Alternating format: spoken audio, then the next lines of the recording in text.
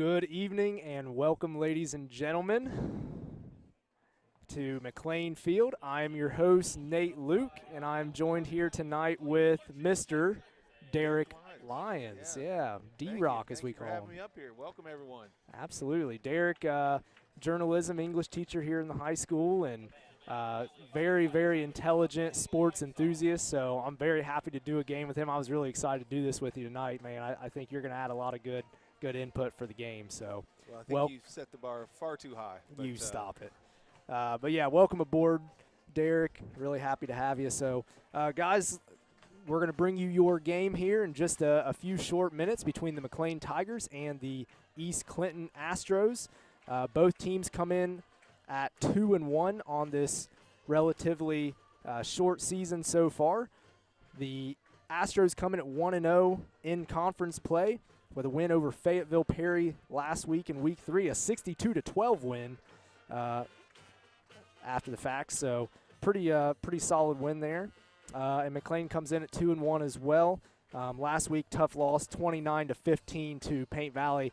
Both teams kind of played hard and held pretty close up until the last quarter or so. Paint Valley kind of pulled away at least at the end there. So, but McClain obviously looking to get back the mojo here. So I'll tell you what, we'll come back here in just a hot second. We're going to let the McClain band and Cadet Corps take over, and we'll be right back at you.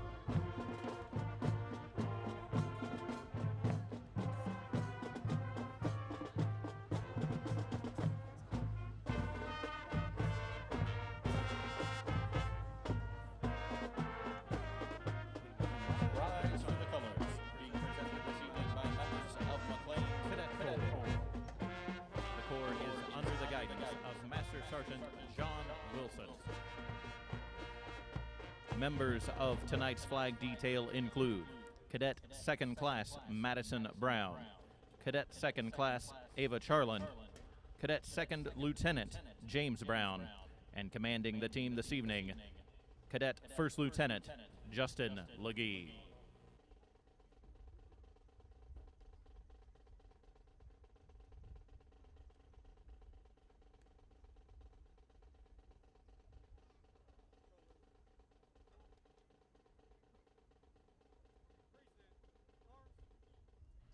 And now, under the baton of Mr. Rick Duffus, ladies and gentlemen, remain standing and join in singing as the band honors America with the playing of our national anthem, the Star-Spangled Banner.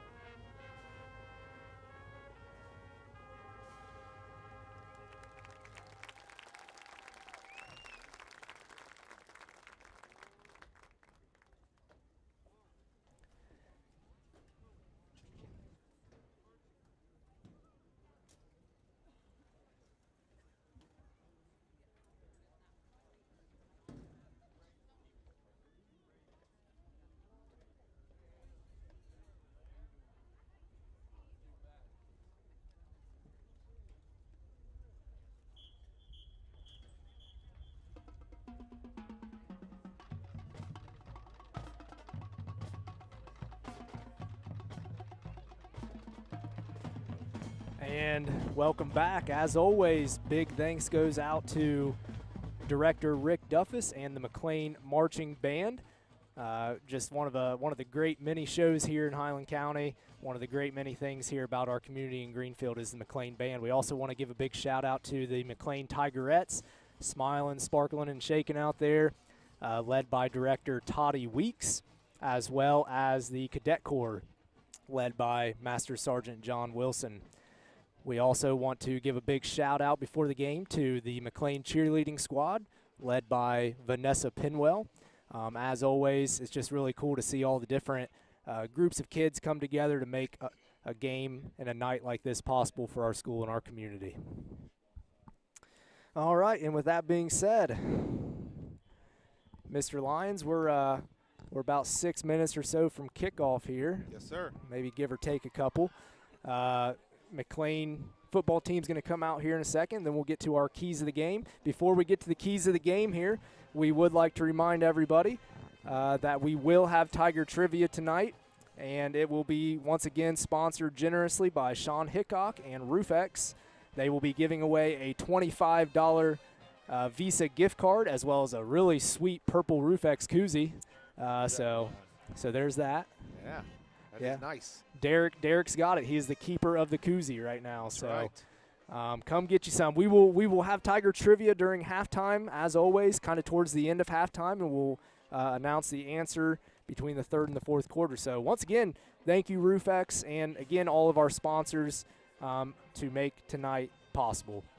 So once again, we'll come at you with our keys of the game here in a second once the McClain Tiger football team comes out, and then we'll get this thing rocking and rolling.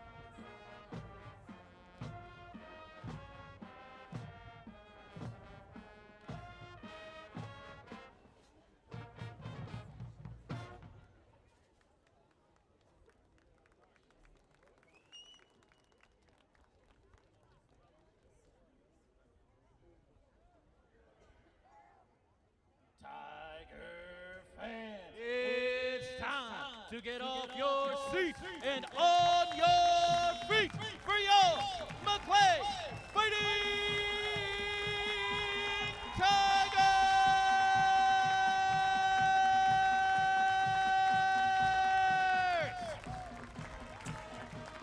Once again, Mr. David Weeks with the loud and proud introduction of your McClain Tigers. Derek, who won the kickoff? Or the coin toss, I should say.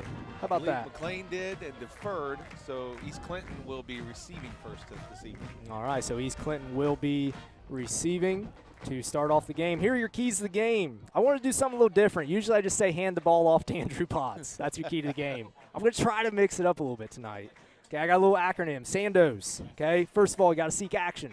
Okay, come off a loss in Week 3 to Paint Valley, a tough loss, but we still have a good football team. We got some players out there because of injury maybe who they need to get out there. They need to seek that action and get their name out there to the coaches and let them know they're ready to play.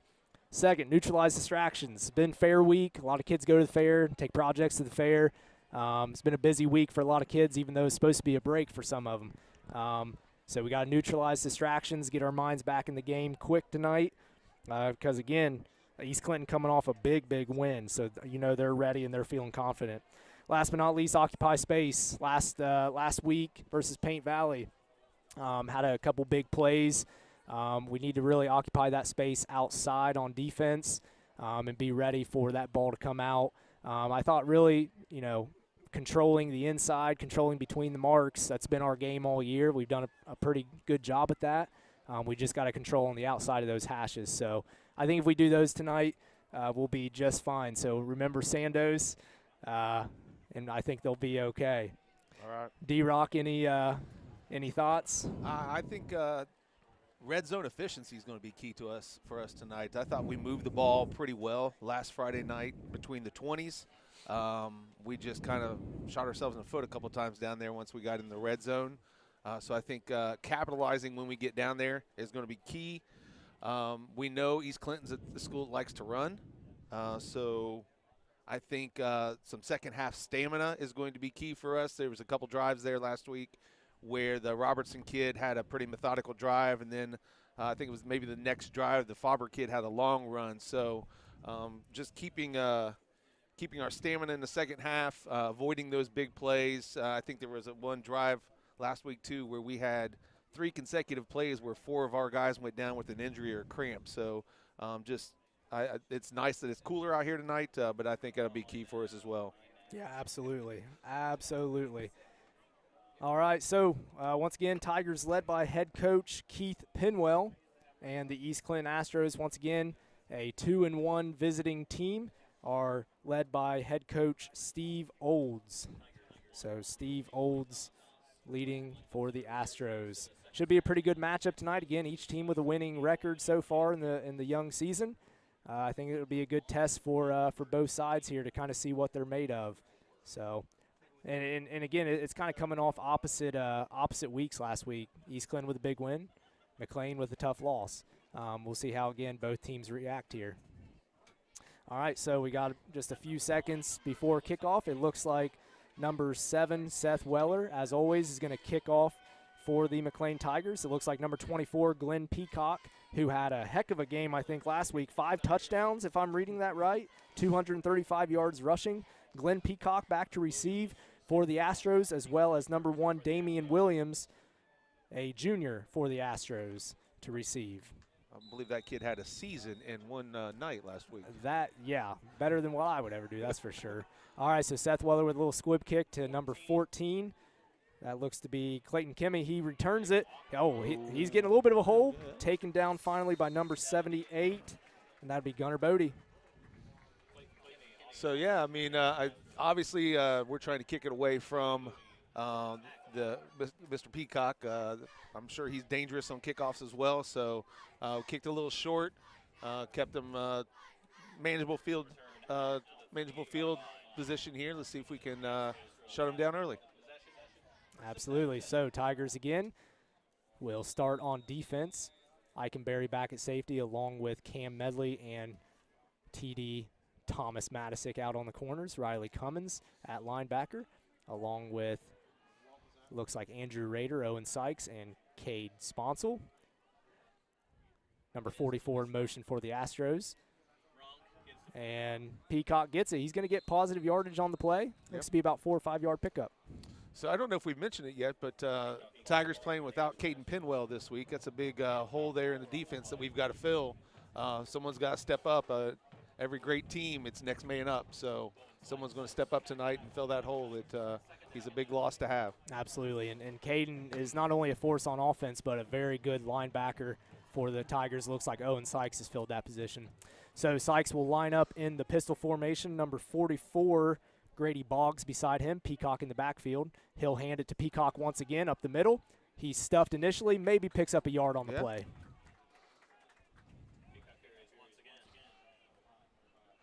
So, I mean, seeing the East Clinton stats, we don't know really their passing game at this point. It looks like they try to feature Peacock. So in these mid to long range third down plays, it's going to be key for us tonight to just focus on Peacock, let one of their receivers get loose. So we got to see him, see your assignments here on the outside. Absolutely. So once again, Astros will have number 44 in motion, Grady Boggs. Once again, handoff to Peacock, and that's going to be a first down for the Astros, tackled by Cade Sponsel. Right up the middle.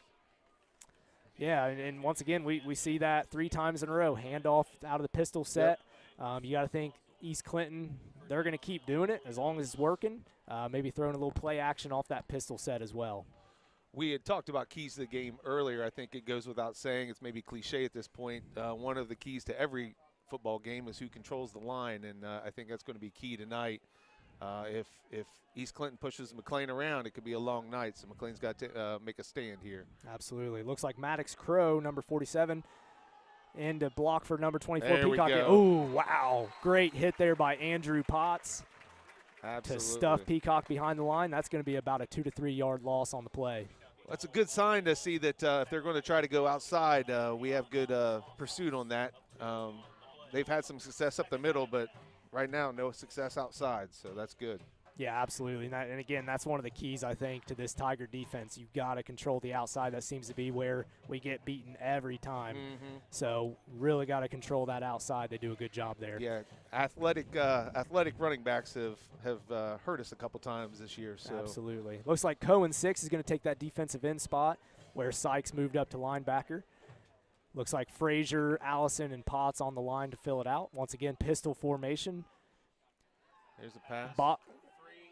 Ooh, big hit. Number 3, Noah Mess could not bring it down from Lucas Runk's pass. That'll bring up third down and long. That's a huge play. Forces East Clinton to what you would think is a passing down at this point.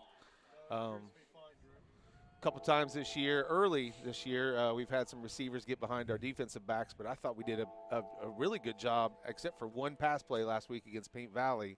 They got behind us once, but I felt like Paint Valley was a passing team, and we neutralized that to a great deal last week. Absolutely. Runk out of the pistol formation again. Peacock behind him. He's going to go back to pass. Looks left. Way high pass there. Intended for number 14, Clayton Kimmy. Yeah, and that will bring up 4th and long. Good coverage on both those receivers on that side. All right, so ball on the East Clinton 47, it looks like. It looks like they're going to keep Runk back there, probably going to punt it away. And McClain's going to have both Riley Cummins and Owen Sykes back to return the kick. I think I did see him taking the punting duties in warm-ups as well. So, snap to Runk. Kick is off. That's going to go to Sykes. Sykes is just content with letting it go. Peacock to down it around the 5-yard line. Good punt. It's hard not to see a quarterback who also punts and not think of Tommy Tupa. Tommy Tupa. I also kind of think of Doug Flutie with the drop kick. Yeah. There's a blast from the past. All right, so Tigers will take over with 9 minutes left to go in the first quarter, their first offensive series. Let's see what the Tigers come out with here. Again, tough week, especially offensively in the second half. Really the last 2 weeks offensively in the second half. The Tigers just haven't looked the same, so hopefully we get a good start here and we keep chugging along here. Looks like Potts will be in the pistol set behind Drake Stapleton. Four receivers out wide. Handoff to Potts up the middle. He's going to be stopped for a short gain on the play. 2nd down and 6. Yeah, I mean, spreading it out, getting the 4 receivers out there, trying to clear out the middle for Potts. I mean, you give him a little room, and he can make something happen. Absolutely.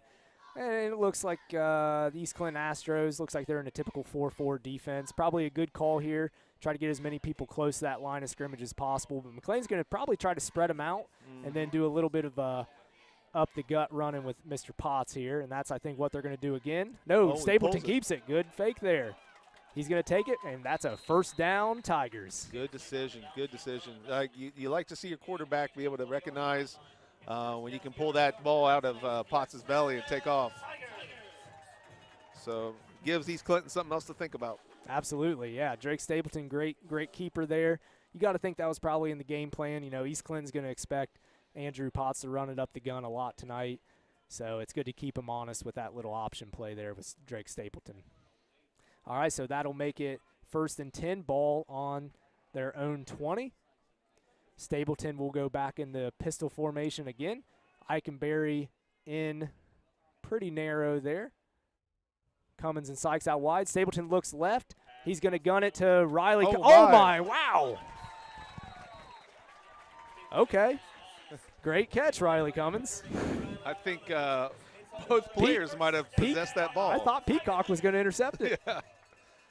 Great defense by Peacock. Just, hey, that's how the cookie crumbles sometimes. Yeah. Riley Cummins comes up with it, gets about a 25-yard gain on the play. 1st and 10. And, man, I mean, Peacock, great defense. There's not much else you can do there. He looked like he stepped in front of Cummins and had it, but somehow it got through him, and McClain picks up the big gain. Yeah. Stapleton back. He pitches it to Potts up the middle. Potts grinds down for about a 9-yard gain. So far, Tigers looking pretty balanced, getting some outside runs, some inside runs, and some passing plays. Really like Potts' patience right there. Would use a little alliteration, but you normally think of Potts as just kind of blasting it up the middle, but he kind of picked his steps as he went up through there and waited for some holes to open up and picked up a nice gain on 1st down. Absolutely. So that'll make it 2nd down and about 2 to go here. Ball on the East Clinton 47-yard line. Lots of options here. Eikenberry out wide to the left. You got to think they'll look his way at some point here. Stapleton will pitch it again to Potts. Look like the same play there. Once again, little sidestep by Potts. He's going to pick up positive yardage. Again, another situation where he saw a hole, waited for it, and then took it. And, you know, Potts, he's been running the ball since he's been a freshman, you know. You develop that patience in game, and there's not a whole lot of players that can do that at the high school level to where they just the game slows down and they can think during a play instead of just doing, right? Instead of just running as fast as you can, as hard as you can. Sometimes the patience is what gets you the big gain. Absolutely. So once again, pistol set, 3 wide receivers, 1 tight end. Stapleton gets it. Again, handoff up the middle of the Potts. He's going to pick up positive yardage, probably about 4 or 5 on the play. That'll bring up about a 2nd and 6. 39-yard line. So, yeah, I mean, Andrew just keeps plugging away. Nothing wrong with what we're doing there. You did like to see the fact that Drake pulled one back and ran on his own. You don't want to overload a guy, but keep feeding the guy that's getting you down the field. Yeah, like I said, I mean, I wanted my key to the game to be just give it to Andrew Potts, but again, I got to get a little creative. That's what the producers tell me, so. All right, so Stapleton back to throw. Ooh, great route there by Max Eikenberry, but just couldn't get rid of it in time. Eikenberry had multiple steps on the defense out there out left. Stapleton just could not step into it. That's going to be a loss. He was under duress from about the time he caught that ball. He had to move, and moving to your left is not the easiest way to throw a ball. No, it's not, especially on that deep slant and go like Eikenberry had there. So 4:45 left to go, 3rd and 12. Ball on the 44-yard line. Tigers driving. Up until this point, they really haven't had too many issues, so we'll see if they have a little bit of resiliency here. 4 out wide, pistol set. Stapleton will get it here. He's looking right. He's going to throw deep to Max Eichenberry. That's going to be, once again, almost picked off by that's not Peacock. That's number 14, Clayton Kimmy. I think he was expecting Eichenberry to do something a little different there, so it looks like we're bringing out the punting team. Yeah, very promising drive is going to end with a punt. And it looks like number 1, Damian Williams for East Clinton will be back to receive. So it was that sack that derailed us on that drive. A little, probably a miscommunication there with Stapleton and Eichenberry on the throw. Just didn't look like anything was going on. McClain only had 10 out there for a second, so now they got a full 11. Good job there by senior Seth Weller, counting them up, making sure they got him. Madison in motion here. They're coming after it. Woo, Peacock almost got there. Seth Weller, great punt. Nice job. That is going to be in the coffin, in the 5-yard line. Great punt. 2 great punts so far. Certainly. So Weller's punt, again, will put that on the 4-yard line. 1st and 10 for the Astros. 4:14 left in the first quarter. Yeah, I mean, win the battle of field position, too. I mean, you get them started inside their 4. Obviously, they're going to probably try to hand off a couple times here. Brad, we got enough time for an ad real quick? Let's play an ad. Brace Place Orthodontics. An orthodontist you can trust, Brace Place provides braces and clear aligners to patients of all ages. They can help you get the beautiful smile that you want by straightening teeth naturally. As a specialty practice, their services are limited to orthodontics and related care. So that means every patient is important, and they'll work with your general dentist to give you the best orthodontic care possible. All right, and back to the action. Just in case you missed it, Brad Rowland, the guy behind the 1s and the 0s. We call him Rad Brad. There you go, Mr. English teacher. Rad Brad, thank you for everything you do for us. Peacock carry to the left. He's going to pick up positive yardage on the play. So if you're playing English bingo at home, you can check off alliteration and rhyme. You can check that off. Yeah, I can't even spell alliteration, so thanks for saying that. Good job. All right, so that'll bring up 2nd and 5. Looks to be ball on the 9-yard line. 3:45 left to go in the first. And East Clinton once again in that pistol set. They're going to have dual receivers on the right-hand side. Boggs in motion, handoff to Peacock once again. He's going to break it outside. There's that outside containment we talked about. You got to occupy that outside space and keep him inside of you. Again, he ran for 235 yards last week for a reason. Yeah, you don't just kind of back into that. We praised Andrew for his patience and seeing the hole. I think Peacock did the same thing right there. He started inside, then saw that he had a lane outside, so he cut it out and has some speed out there too. Absolutely. All right, so it looks like East Clinton again line up in the pistol set. Boggs and Peacock in the backfield with Runk. He hands again to Peacock.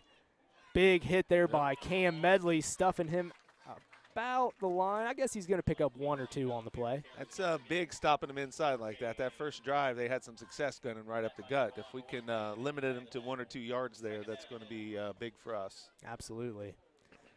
So far, East Clinton's line holding up pretty well against our line. Usually, I feel like, at least in the games that I watch, our line does a really, really good job. East Clinton kind of holding their own right now.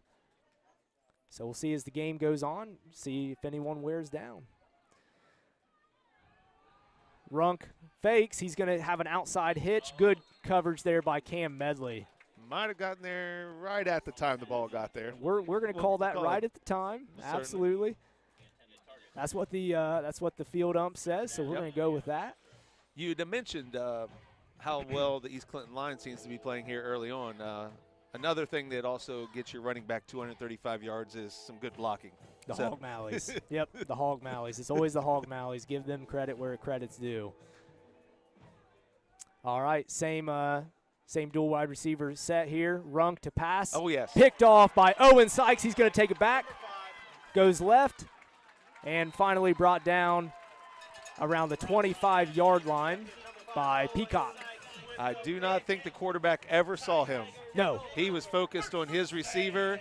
The receiver might have had a step on the guy covering him, but Owen just stepped right in there and picked it off. Absolutely. Great play there by Owen Sykes. And, again, that's so far this season that has not been his native position out there at outside linebacker.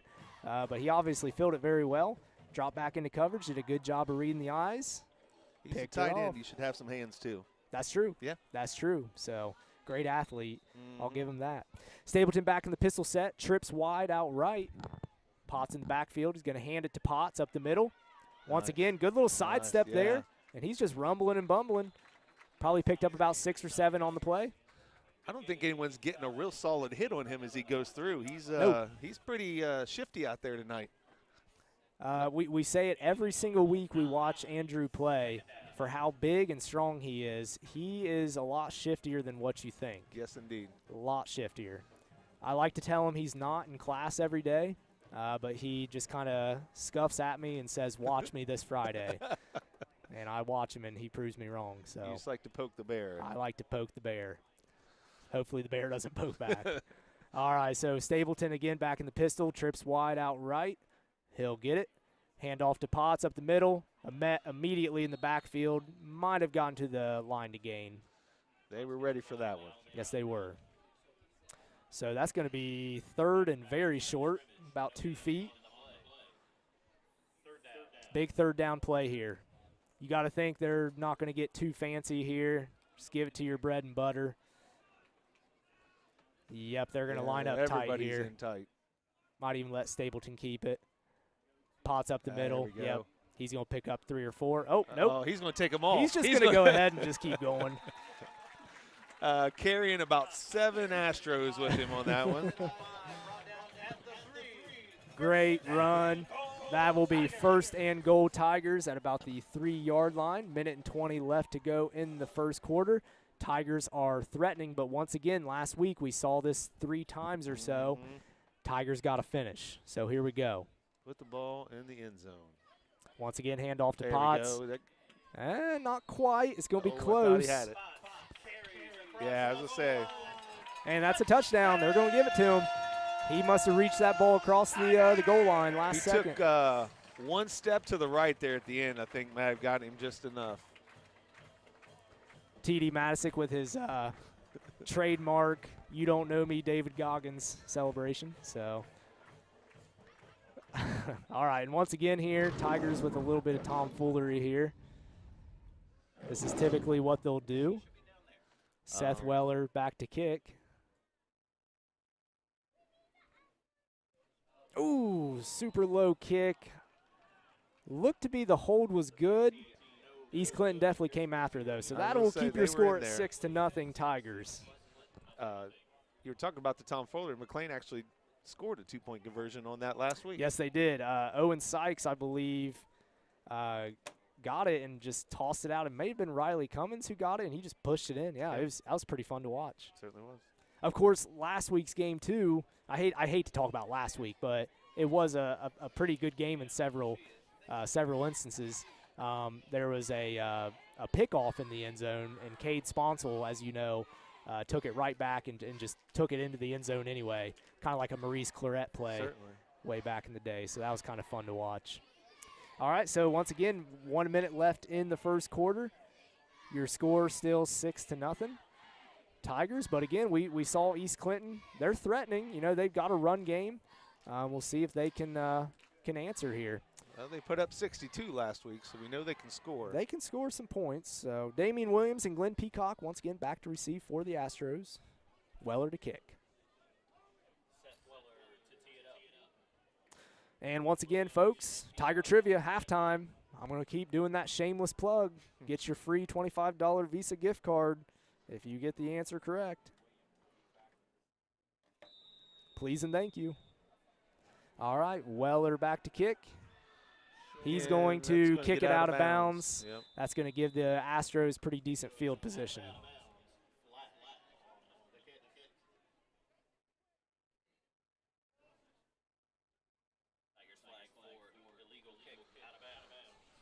So in trying to keep it away from Peacock, sometimes you run that risk of putting it out of bounds and giving up the ball at the 35.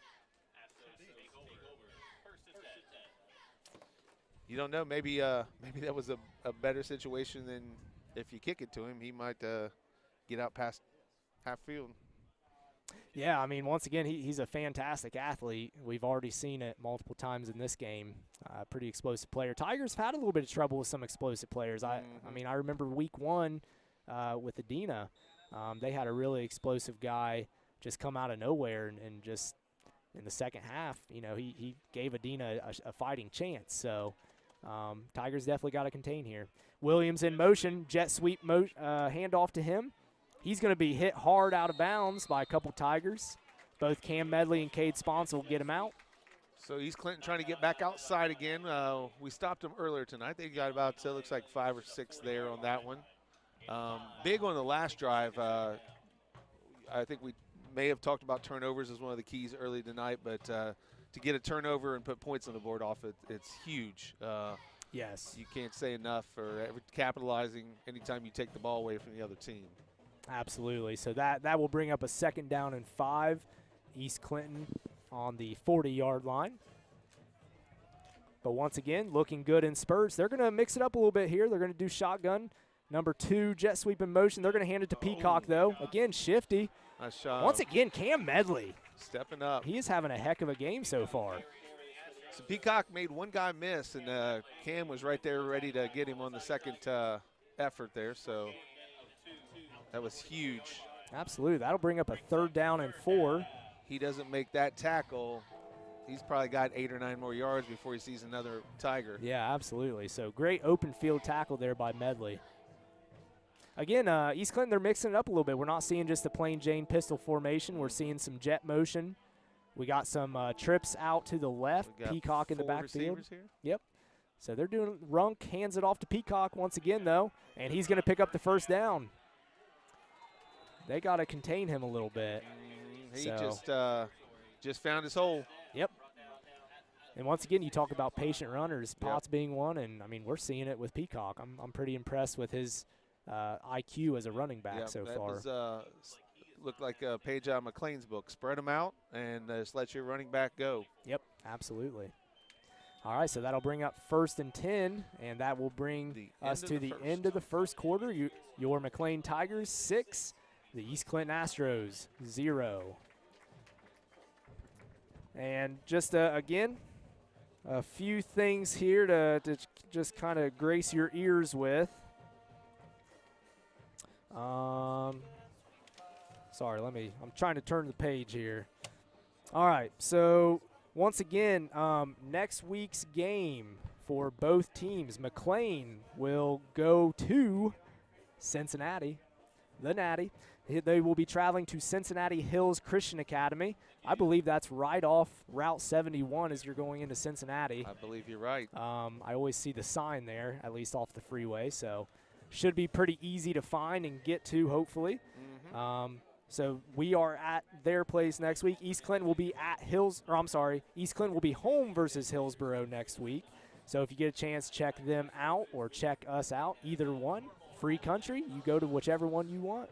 Yeah, CHCA came up here last year, and I think that was where Andrew had a monster game. I think didn't he break off like 3. I think he set the single game rushing record. Something huge. Yeah. All right, so East Clinton's going to change sides of the field here. Runk is going to be back in the shotgun with Peacock. We got 3 wide receivers out wide. Williams in the slot. He's going to be in motion here. Williams fakes. Runk again. He's breaking a couple tackles, but Riley Cummins did not give up. He brings him down in the backfield. Nice job by the Tigers there, helping a buddy out. Like one guy got to him, and then 3 others stepped up and finished him off. So. Absolutely. That's part of Sandos, man. Yep. Seek action. Well, I mean, you got an elite running back. Sometimes it's going to take more than just one guy to bring him down. Absolutely. Saw that with Jameer Gibbs in the Lions-Chiefs game last night. No doubt. I'm not going to lie. It's kind of nice to see the Chiefs lose. All right. I'd have liked to see them lose in the AFC Championship. Yes. Yeah, that too. Peacock again with a positive gain on the play, brought down by a gang of Tigers. Or a pack of Tigers, or Tigers a pack, or I always forget that. A slew? You a know, flock? I don't know. A flock, I should know a flock that. of Tigers. I should, there a we go. flock of Tigers. Yep.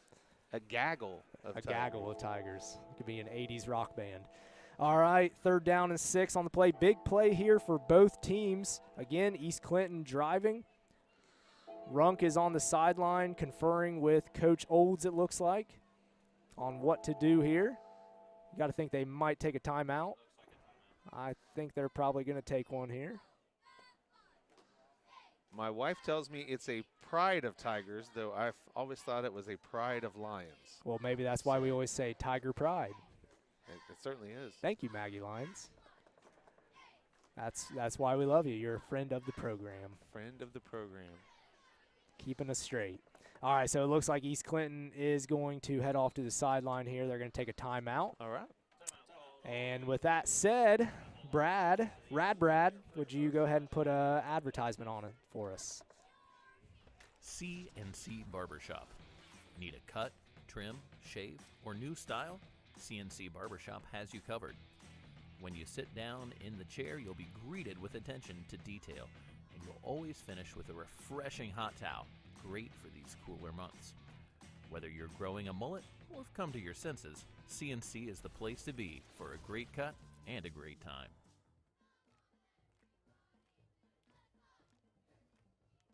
Collins Septic, proudly serving Fayette and surrounding counties with complete septic tank and restaurant grease trap cleaning. Collins Septic is ready for your call when you're backed up and the stuff hits the fan. Give them a call today at Collins Septic. Community Savings Bank. Community Savings Bank is a state-chartered mutual savings institution. Because the company is owned by its depositors and not stockholders, the attention is focused on community development and customer relationships. CSB's mission is to serve as a cornerstone for community development while providing superior financial services, and they do that every day at their locations in Bethel and right here in Greenfield. All right, back to action. A streak or an ambush of Tigers, apparently. Runk back to, long pass. Oh, we got turned. Number 14, Clayton Kimmy with the great catch. Matisic in coverage just couldn't quite find that ball and get his head turned in time. A couple times this year that's gotten us where a receiver gets just behind us. Yep. And at that point, you got to play catch up with them, and your head's not turned, and just a lot of bad things can happen there. So you got to think we're going to stress to our corners, just, keep that peripheral vision open and see both ball and man. Keep everything in front of you. Easier said than done, though. Runk hands it off to Peacock. He's going to be he gets tripped up by Sykes, it looked like. No. Cohen 6 bringing in the defensive end pressure there. Once again, we got one Tiger applying the pressure and 3 or 4 Tigers right behind him finishing it off. Yep. Going back to the play before, I think we did a good job adjusting last week to Paint Valley being a passing team, I believe. And like I said, they got one big play, and after that, I don't think they hurt us at all in the passing game. So maybe we'll make the adjustment here, and that'll be the one completion they have tonight. How about that? I like it. All right, so once again, Runk back in the shotgun, trips wide left, Peacock in the backfield, little bobble there, slant to Williams. He's going to be brought down by Sykes and somebody else, another slew of a Tiger, Cade Sponsel. 4 or 5 on that one.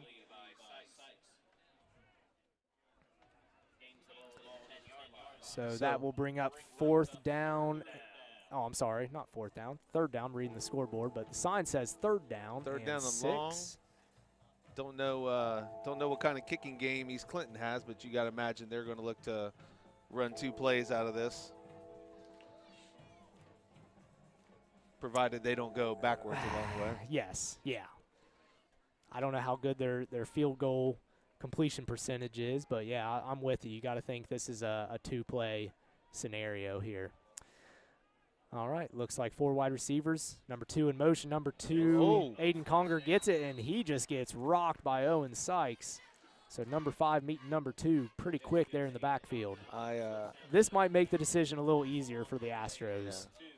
That'll be a loss on the play, 4th and 8. I believe the runner started to slip as he was nearing the end of the line there, and it might have been the best thing for him because he was going to get Yes. he was going to take a hit. Absolutely. So it looks like they might use another timeout here, run this down. Yeah, I mean, it looks like they're going to go for it. Yeah, I don't know. Is that couple Astros standing over by the coach on the sideline now? Looks like they're going to run this play clock. I'm waiting for that trick play by the Astros. Oh, snap it while they're standing over there. Snap it while they're standing over there. They're arguing, you know, quote unquote, arguing with the coach. I'm just waiting for it. But I'm also the guy that says you should throw a Hail Mary every play too, so don't listen to me. All right, so yeah, they're going to let the clock wind down. Timeout by Coach Olds there. Let's go straight to an ad, Brad. Corner Pharmacy. At Corner Pharmacy, they've been taking care of customers in the Greenfield area and beyond since 1948. Their pharmacy specializes in serving the community with fast, friendly, professional service and the highest quality medicines and health products. You'll always be greeted by name, and their pharmacists take the time to counsel you and answer your questions. They offer free delivery, where you can stop into their location on the corner of Jefferson and Washington Streets in Greenfield, or pull up to their convenient drive-up. Corner Pharmacy would also like to remind you that flu season is here, so it's time to get your yearly flu immunization.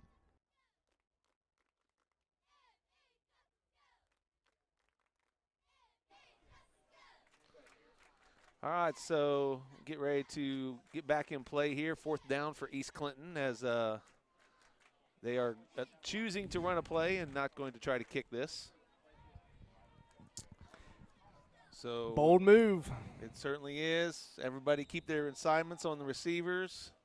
Runk back to pass. He looks right. Looking for some Oh. slants. He's going to take it up the Yep, middle. He's going to yep, pick that up and, yep. ooh, fumble. I don't know who got it yet. We got touchback. That looks like Yep. Tigers pick up Yep. the fumble. All right. Man, So recovered in the end zone. It looks like by, once again, Cam Medley. Mr. Medley having a heck of a game so far on defense. well, I will say this. It was a really nice play call by East Clinton. It was, The yeah. quarterback draw was a perfect call in that situation. Looks like he was going to score easily. Someone knocked the ball loose, thankfully for the Tigers, and, hey, we'll take it. We'll take it Win the anytime we turnover can get it. battle. Win the turnover battle. Absolutely. Absolutely. So that will put the ball on the 20-yard line for the Tigers.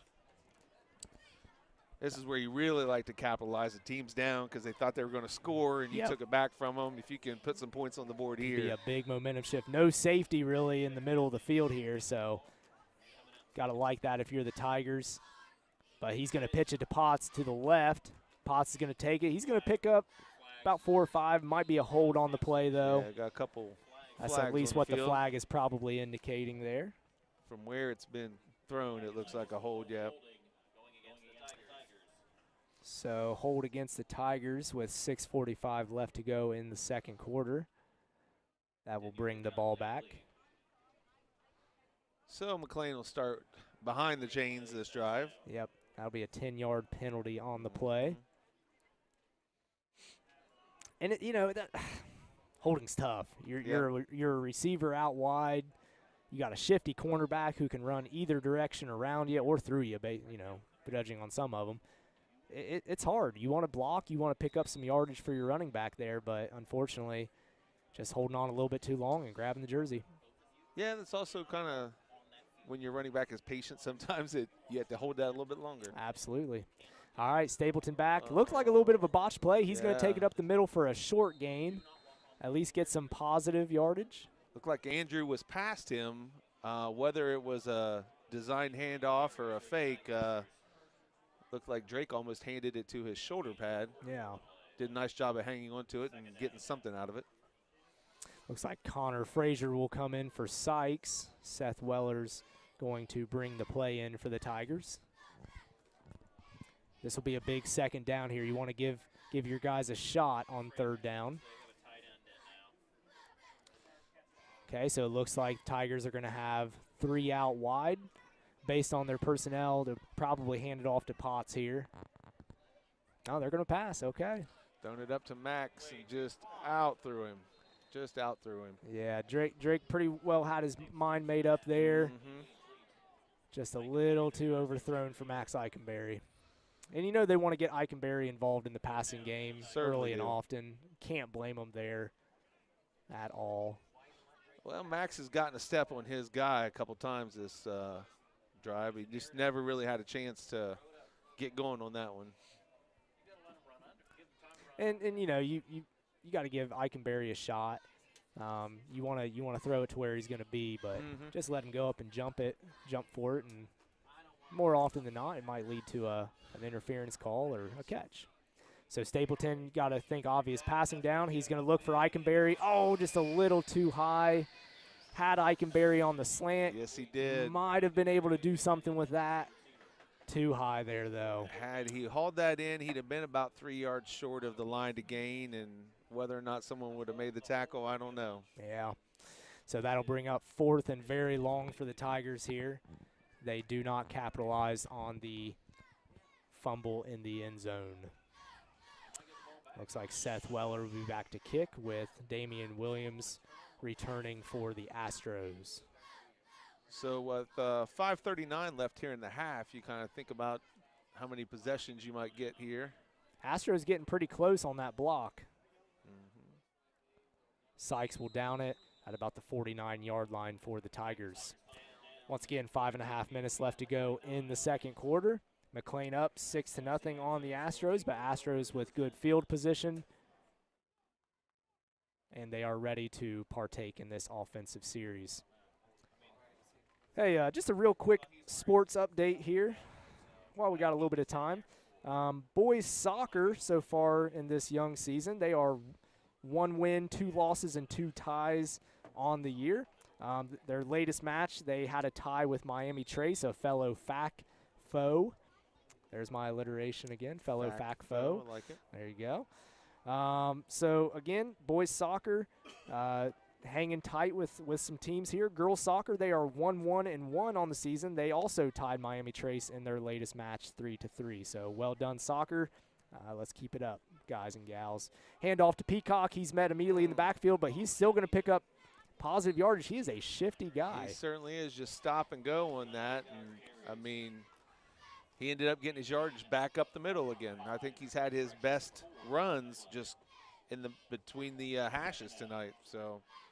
And he's a little bit of a juxtaposition to Potts, whereas Potts is more of a thunder, and I'm just going to go hard up the middle. You know, Peacock's had a lot of middle runs, but he is very shifty. He's going to evade that first tackle and pick up some yardage up the middle himself. So he's pretty impressive. I'll give a shout out to Mr. Weeks. He told me before the game that this line has played together for quite some time for East Clinton. So I'd say that is adding to his success. And Peacock once again gets it off to the left. He evades Connor Frazier's tackle for a 5-yard gain on the play. That's going to bring up 3rd and 1, maybe 3rd and 2 on the 41-yard line. Big play for both teams, obviously, here. If the Tigers can make a stop, they'll have about 4 minutes left to do something with it before the half. So Runk will bring in the play for the Astros. Tigers have had their big plays defensively. Could use another one. They could use another one here. All right, Runk and Peacock in the pistol set. They're going to pitch it to Peacock. He's got some room. Stuffed at the line to gain. That was a nice tackle. Very nice tackle. I think that was Cam Medley once again controlling that edge. Yep, and he is short. He is short. Yep. That was a nice tackle. That was down around the ankles. It almost seemed like he got him turned around. And we have discovered that taking Mr. Peacock down in the open field like that is pretty tough. Yes, it is. So that'll bring up 4th and 2. Big decision here for the Astros. Looks like they're going to leave their offense out on the field. Once again, A running back like Peacock, you expect him to have a lot of success around the outside, but again, I think we've held him in check when they get outside. I mean, we're making great tackles out on the edge. He's done his damage more in the middle of the field against us. And you know, that might be a scheming thing on the defense. You know, they might have seen that he is a very shifty, fast back on film, and then they want to have those defensive ends kind of contain the edge a little bit more. So he's going to probably get those middle runs. Yep. We've done a fantastic job of containing the edge tonight. Absolutely. So once again, guys, Tiger Trivia coming up here soon during halftime. Make sure to stick around. We got about 3 minutes left to go in the half. Here's a quick ad from Rad Brad. Detillion Landscaping. Detillion Landscaping is an experienced landscaping company with a long history of excellent service in the Chillicothe area. For 35 years, they've dedicated themselves to building long-term relationships with clients, hiring the best staff, and dealing in quality landscape plants and materials. They continue to earn an outstanding reputation every day as they work for their customers.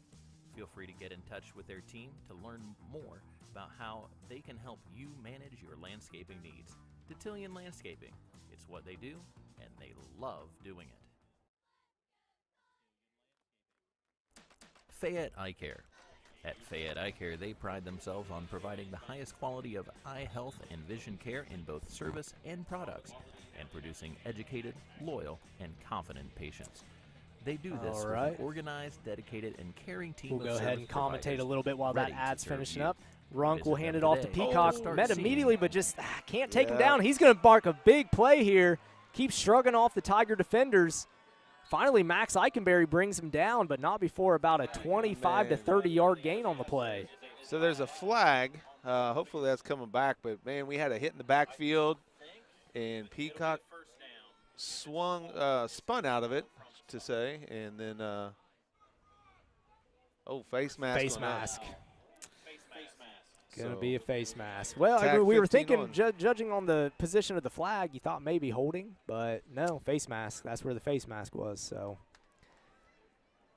well, that will be applied onto the end of the play, I believe. Probably half the distance at this point. Yeah, we're pretty darn close down there, aren't we? So that's going to bring up a 1st and goal about the 5-yard line for the Astros. They're driving here. Big play on 4th down for them at that point. Absolutely. Pretty good play call by Coach Olds there. Got to hand it to him there. So Runk's going to take over in the pistol set here. Peacock in the backfield once again. They're bringing it in a little bit tighter this time. He's going to run into his own player and be taken down behind the line by Jaden Allison. And it looks like one of the Astros is staying down, a little slow to get up. Looked like Peacock hit him right in the back there. I can't see the number. Number 0, it looks like. Number 0, Ryan Burns. Yeah, Ryan Burns took a little bit of a shot from his teammate there. Little friendly fire. He looks to be good, though. Connor Frazier coming out for the Tigers. That will bring up 6 yards to go here. 2nd down. So 2nd and goal. 2:37 left here in the half. Be big if McClain could keep them out of the end zone here to end the 2nd half. I do have confirmation about the what your wife was saying, a streak of Tigers. One of my buddies just texted me and said, yeah, it's a streak of Tigers. So I'm still stuck on that, man. All right, so Runk's going to be in the pistol set. Again, tight. Peacock gets it. He's going to be brought down by number 76 for the Tigers, Blake Shrout. Cade Sponsel comes in at the end there. He's going to pick up, 2-3 yards on the play there? Yeah. Bring up a big 3rd down and goal here for the Astros. Looks like the Tigers may take a timeout here. I think that's their 2nd charge timeout of the half. And let's go ahead and go to a quick ad, Brad. Jim Van Dyke's Automotive. A family-owned and operated auto repair shop and tire center located in Washington Courthouse since 2001, Jim Van Dyke's is the place to go when your vehicle needs service. The team at Van Dyke's is courteous and knowledgeable and will treat you like a friend when you come in for an oil change or a complete overhaul. Schedule an appointment with Jim Van Dyke's today.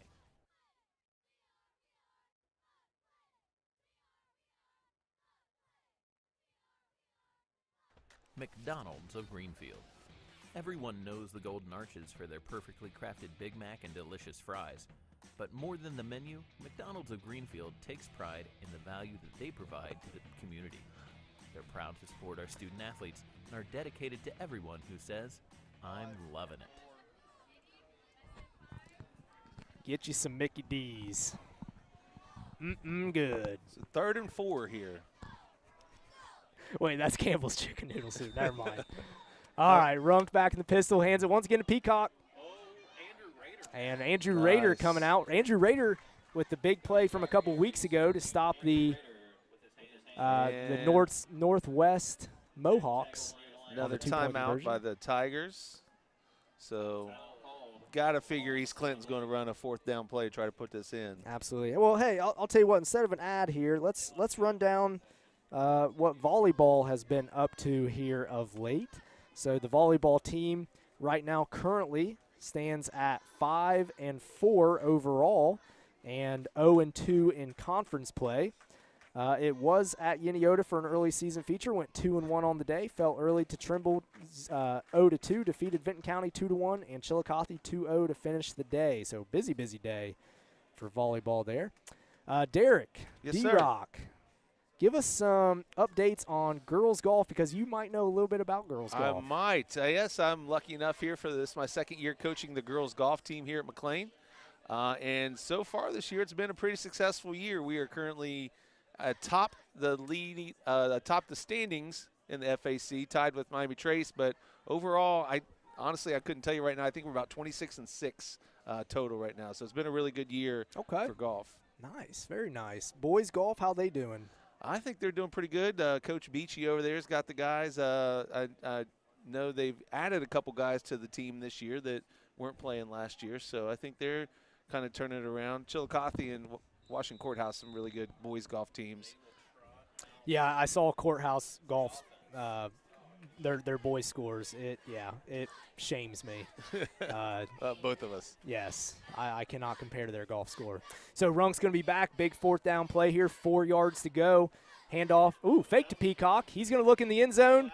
Ooh, pass intended for number 14, Clayton Kimmy. Kimmy came up with the big catch earlier, just couldn't quite hang on in the end zone there. Combination of it being just a bit high and just through the hands. Yeah, very, very good play call by Coach Olds. I think they had the whole defense fooled there. Open receiver just couldn't haul it in. I believe if you asked the receiver, he'd have said he should have caught it. Quarterback said he should have thrown a better pass. So I think both guys would have said they could have done a little better. But, great play call. Absolutely, yeah. And East Clinton, experiencing the same problems that we experienced last week, just getting to the end zone and, just not quite getting there. So Stapleton in the backfield by himself, 5 wide. He's going to take it up the gut. He's going to pick up about 3 yards on the play and get the Tigers out of that safety problem there. Good safe play call there. Get a few yards. Give yourself a little room to work. And, you got about 95 or so yards to go. Yeah. 1 timeout, a minute and a half. I mean, I've been wrong many times before, but I would think maybe just being conservative here, but who knows? Well, the last thing you want to do is give East Clinton the ball back here. Right, absolutely. This half. They're going to throw it. Yep. Ball to, was that T.D. Madison? Yes, sir. Yes, it was. Remind you, McClain does get the ball to start the second half, so it's almost like an extension of a drive. Yep. So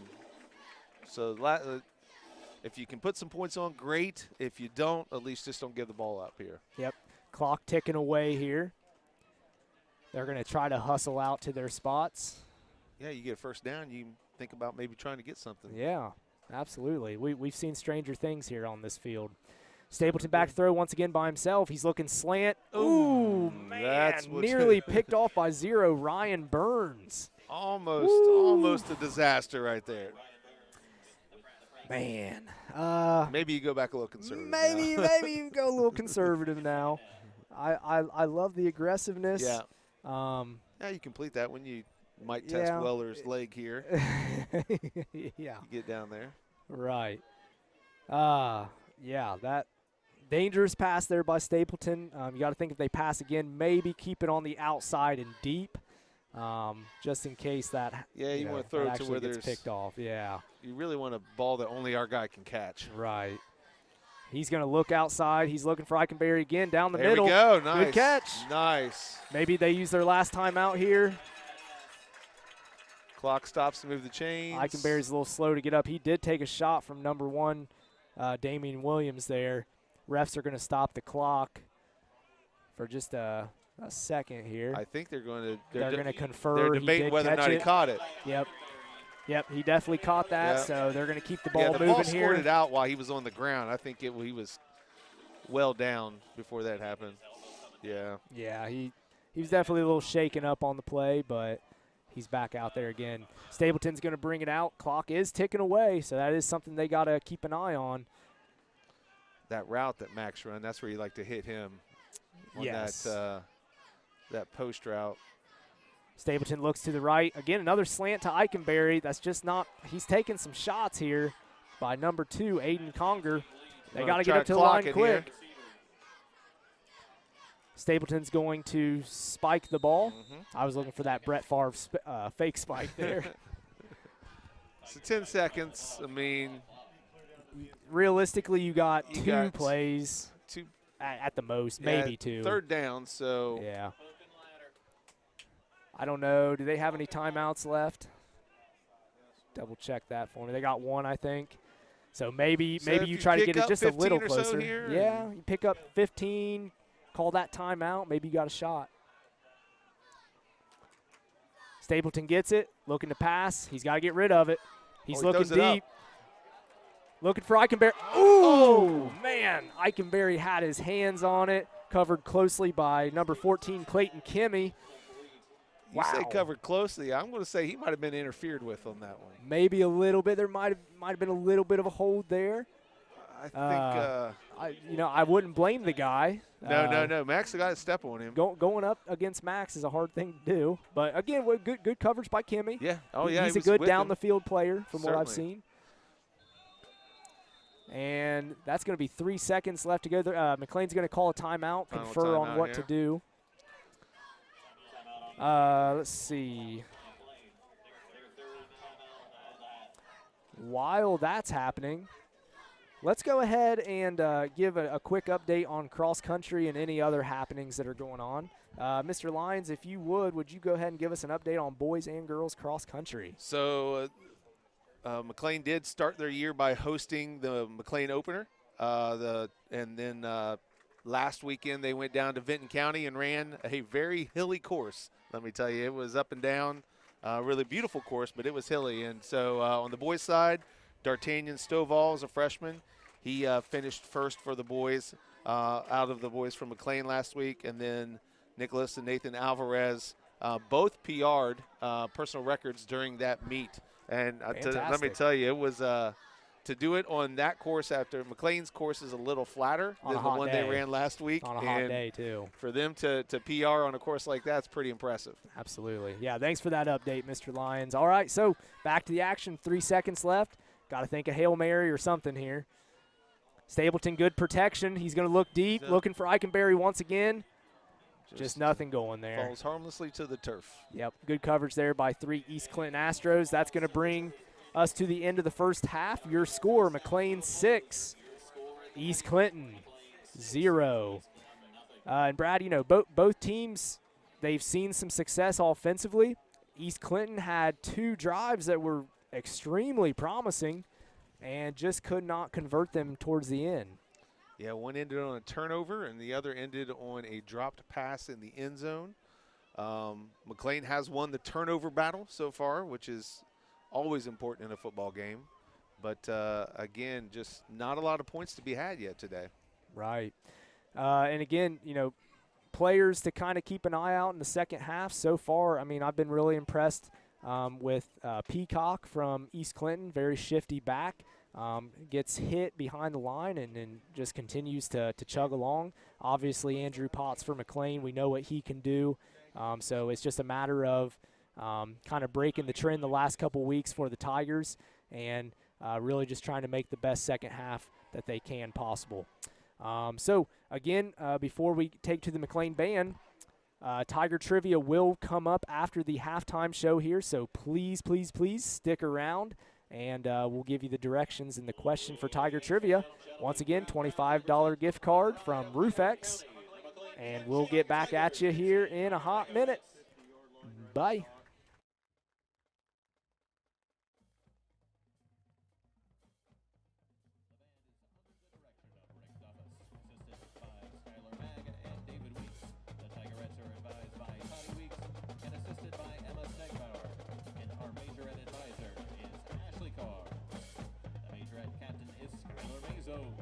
Our Tigerette captain is Chloe Schweitzer, with co-captains Anna Barrett and Allie Flowers. The assistant field commander is Lillian Bateman, and our 2023 field commander is Alexis West. Modern female-driven pop is alive and well in the 2020s. We start our show with a 2020 Power Pop single and feature our majorettes to Ava St. Max's Here is Kings and Queens.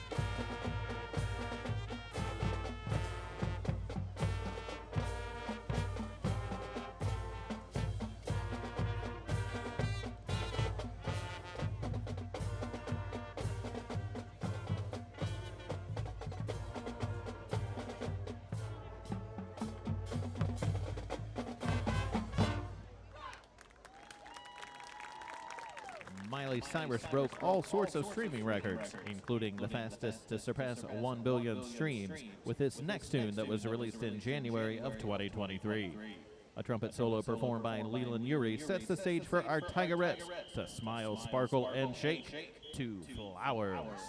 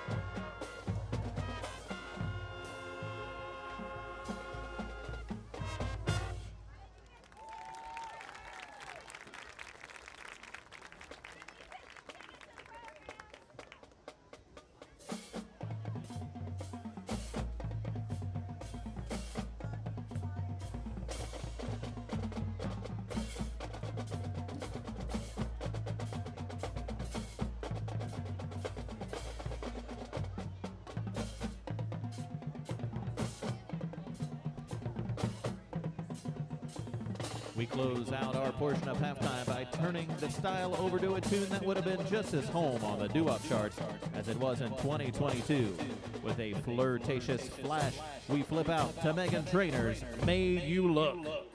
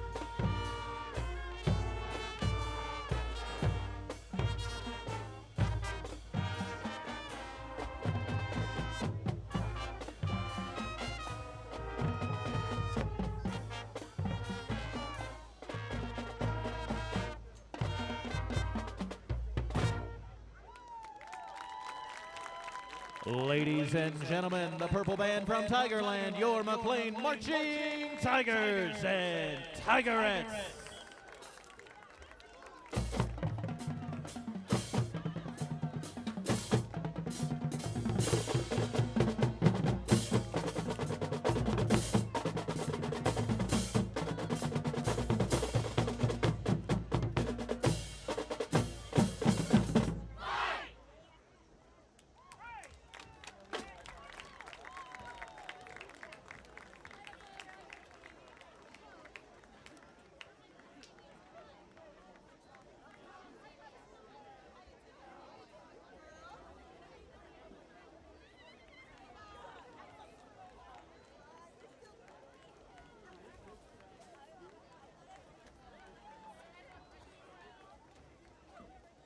Fans, don't forget the Tiger Boosters have caramel apple nachos available for just $4 a piece.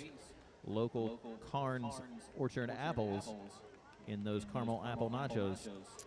Delicious, nutritious. Get yourself one while they last for just $4 at the Tiger Boosters. All right, welcome back, ladies and gentlemen. Thank you once again to the McClain Band, the McClain Tigerettes, and Majorettes as well. Can't forget about the Majorettes.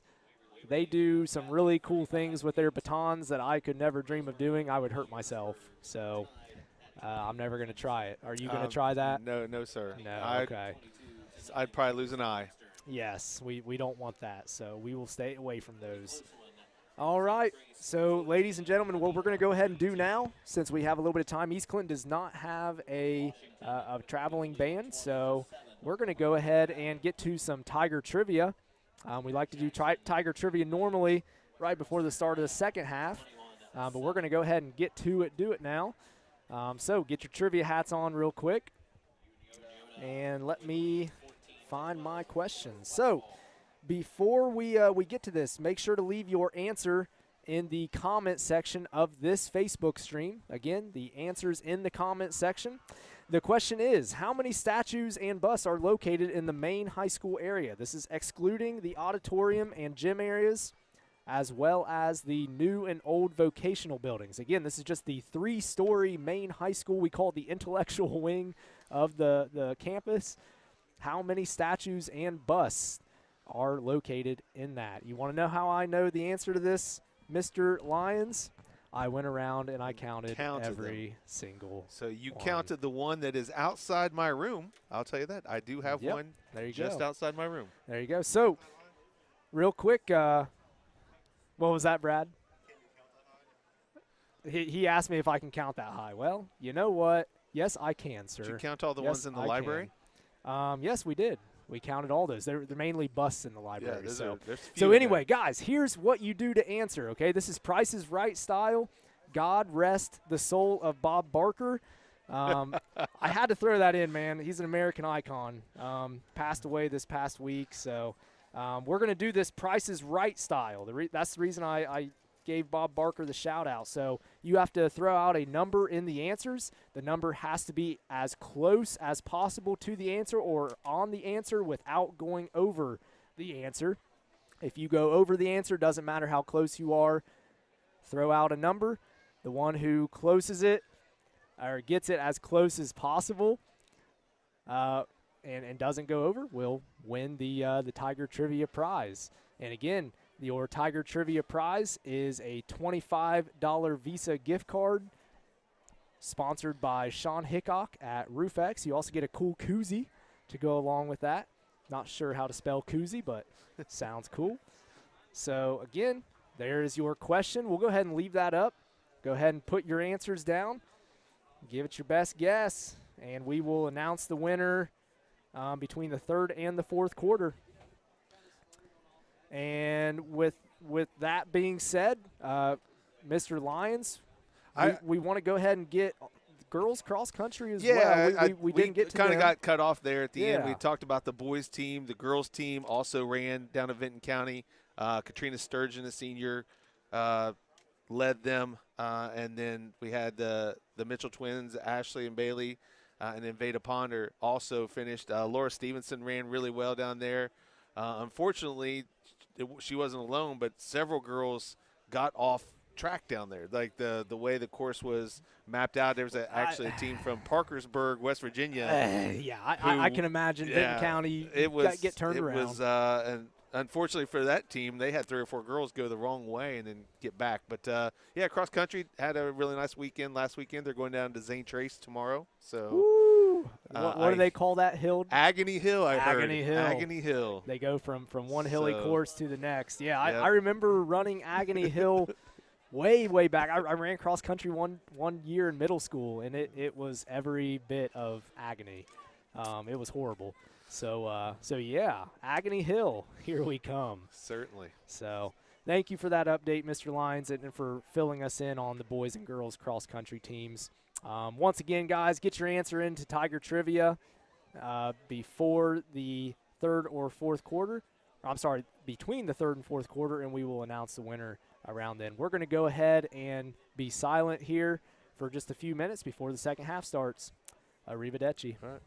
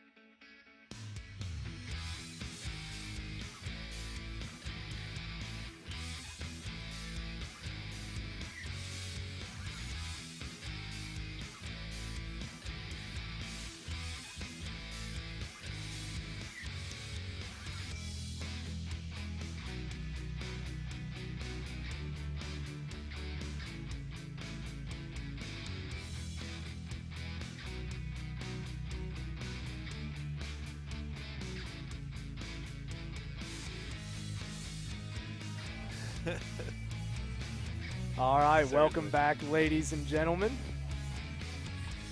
And once again, big thank you to the McClain Band and Tigerettes. Great halftime show as always. Both teams are out warming up again here. We got about a minute and a half left before the game. As of right now, we've had a few guesses for Tiger Trivia, but no one's hit the nail on the head just yet with the exact number. We've had a couple that are kind of close, but keep getting those guesses in. We do only do one guess per, so put your guess in, and we'll try to get you the gift card if you hit the nail on the head or if you get it as close as possible without going over. So once again, your Tiger Trivia question is on the screen. Keep on rolling with those answers. Mr. D-Rock Lyons. Yes, sir. Sorry, Brad was distracting me. D-Rock. Yes, sir. Analysis so far. What should we expect in the second half even? Well, I got to imagine both teams are going to see more points. 6 points in the first half does not seem like what these two teams are capable of. Obviously, East Clinton put up 62 last week. We know McClain can put up some points if they get their running game going. So I can't imagine this thing's going to go with another 6-point half. So kind of same situation. We were tied at halftime last week and just couldn't quite pull it out in the second half. I think we really need to capitalize this half if we can get another turnover or two. But we got to put points on the board because you gotta imagine East Clinton is going to as well. Yeah, absolutely. And once again, East Clinton did a good job of driving a couple times there. Just got to the very tip of the red zone there, and their drive stalled, whether because of a fumble or a big fourth down stop by the Tigers. So really, East Clinton is still very much alive and in this game. The Tigers are going to have the first opportunity to put the ball in the end zone here in the second half as they receive the ball. Looks like Owen Sykes and Riley Cummins back to receive, and Mr. Runk from East Clinton to kick the ball off. He's going to do a little squib there. Get on it. Andrew Rader with the recovery there for the Tigers. Yeah, that wasn't much. I don't know if that was by design or just came off the foot a little bit wrong, but thankfully McClain was able to cover that up. Yeah, good heads-up play by Mr. Rader there. So McClain will take over 1st and 10 on the 37-yard line. One thing I did not mention there at halftime we were talking, that the fact that we did miss an extra point, I don't think it's such a big deal in high school because so many teams go for two so often. So you hate seeing something like that, but I don't think that's going to be a deciding factor in this one. Let's hope not. Stapleton gets it back, pitches it to Potts up the middle here. Potts rumbling and bumbling, picks up about 7 to 8 yards on the play. Good run there by Mr. Potts. Now, that's the type of run you expect Andrew Potts to have. Take a couple hits and just keep going. Yep. And kind of like the first half when he drug the 7 Astros down to the end zone. That one, a couple guys hit him, and he just kept moving forward. So. Absolutely. One thing you can always expect from Mr. Potts is he's going to always end the play with about 5 or 6 guys on top of him there. So good run there by Andrew. Stapleton again back in the pistol. He's going to get it. Pitch left to Potts. And he's going to pick up a first down, about a 4-yard gain on the play. And that will put the ball on the 48-yard line. And another situation, those last 3 yards, he was pushing guys out of the way. So such a strong runner. Absolutely. And we do want to show some appreciation to our camera crew for tonight as well. While I'm thinking about him, Mr. Drew Hamilton and Braden Black and Zach Scales, the student helpers down there with the field camera. This is our first time trying that out for tonight, so big thanks to those guys taking tonight and helping us out there. Once again, handoff to Potts to the left. He's going to bumble forth.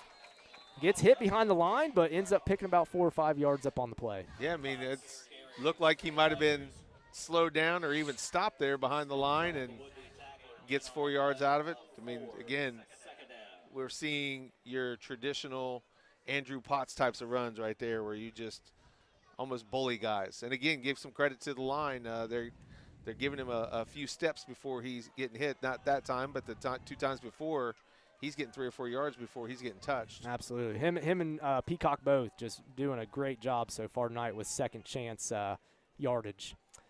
Little jump off sides there by the East Clinton Astros. Going to be an encroachment. Nice job by McClain holding their water there. Yep. And the McClain offensive line, really for the most part this year, has not been penalized a whole lot.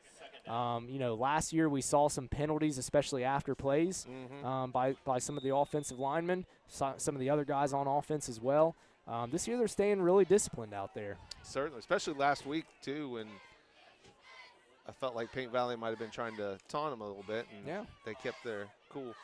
All right, so Mr. Potts gets it. He's going to go for about 4 yards on the play. That's going to pick up a first down for the Tigers.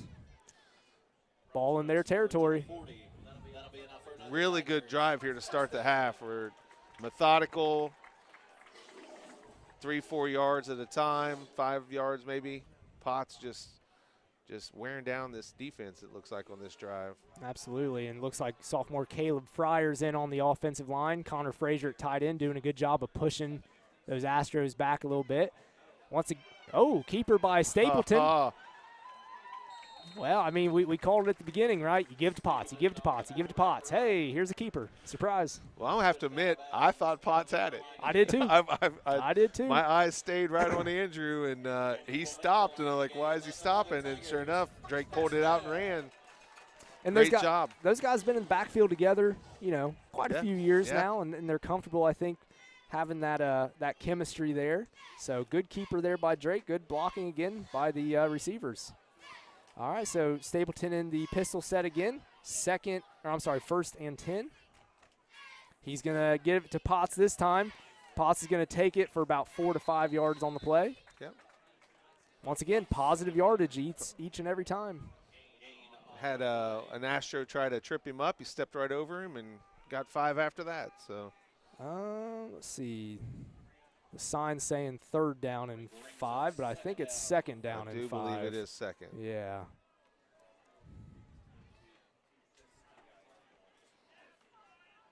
All right, so it looks like Stapleton gets it again here in the pistol set.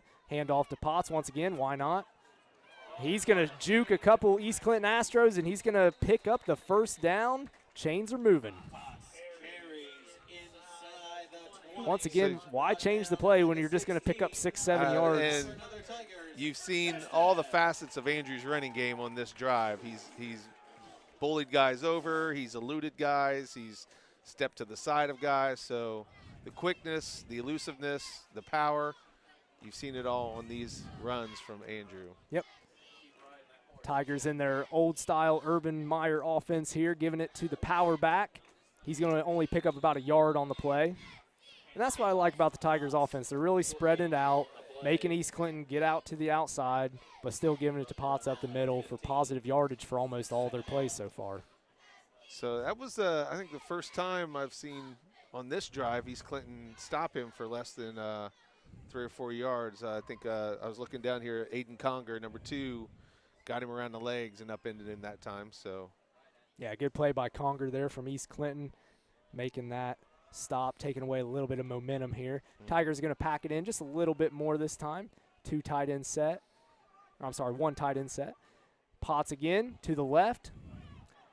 He's going to push Peacock to the ground, but taken down by an Astro there on the left-hand side. Looks like number 3, Noah Mess. It's going to bring up a 3rd down and 6.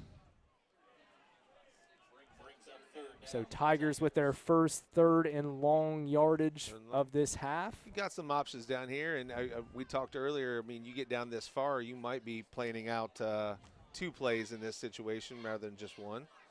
So you get 2 or 3 on this one, you might just go ahead and go for it on 4th here. Yep. You got to think maybe they look for Eikenberry alone out there on the island in the end zone. They're going to give it to Potts, though. Again, why not? This is going to be a 4th down. They're probably going to go for it here. They'll have a decision to make here. Yep. You know, in the way their defense is playing, why not go for 4th right here? It's 4th and within 5 yards. You've got a little bit of room to work with. I like the decision here by Coach Penwell. They've also gotten East Clinton to jump once this drive. That's they true. go a little hard count here and see if you can get them to anticipate. They're just going going to hand right it off away. to Potts. Oh, Man, and no secret there. He's Nope. just pounding his way, and he almost gets the TD there, but he's going to bring it down. That's going to be first and goal at the, let's see, 3-yard line. So I liked what McClain did there. They snapped it early, didn't even get anybody time to set. They just said, here's our guy, try to stop him. Yep, absolutely. And, you know, once again, why change it? I mean, Yeah. it's working so far on this drive. Got to think that's what we'll see here again. Probably see it here. Stapleton under Oh, center. whoa. Big early jump by number 1, Williams, for Astros there. That's not a, you know, I like what he's doing. It's not like they can move it up 5 yards from here. He's certainly committed to that one. But half the yardage to the goal is half the yardage to the goal there, so that's going to help the Tigers out even more. I'm either guessing right or I'm going to be in the backfield. Try to give it the old Troy Polamalu special there. Jump over the offensive line and make the play. All right, so that'll bring up first and goal once again on the 1-yard line. Hands it to Potts, up the gut. That is And going he's to be a touchdown. Yeah. Touchdown, Andrew Potts. And that is his second touchdown of the evening. That will make your score 12-0. So this will be, you would think, maybe they give it a little bit of thought. But, yeah, they're going to bring out Weller. Looks like they're going to kick. So I believe it was all but one play. That drive was an Andrew Potts run. Drake did pull that one back and had a long run. But that was an Andrew Potts drive. I think they established on this drive that they want to wear down the Astros with Potts. I think that's pretty safe to say. They're going to go for it. Oh, yeah. Ooh, good Nicely pass done. there from Stapleton to Sykes. 2-point conversion is good. That there will we take your are. score 14-0 with 5:53 left to go in the third. So nice job by the McClain offensive line that last drive. I mean, Potts did some things on his own, but there were several plays where they were getting a great push off the line, and Andrew just picked a hole. And anytime your line plays like that, you're going to have success. Right, absolutely. All right, Brad, I think we got maybe a little bit of time if you want to get a quick ad in for us. Merchants National Bank. Established in 1879, the Merchants National Bank is an independent institution built upon a foundation of financial strength and customer service. They specialize in providing exceptional service on a personal level and are large enough to provide financial products at competitive prices, yet small enough to know their customers. With 17 convenient offices to serve you in Ohio, Merchants National Bank is proud to be your local community bank.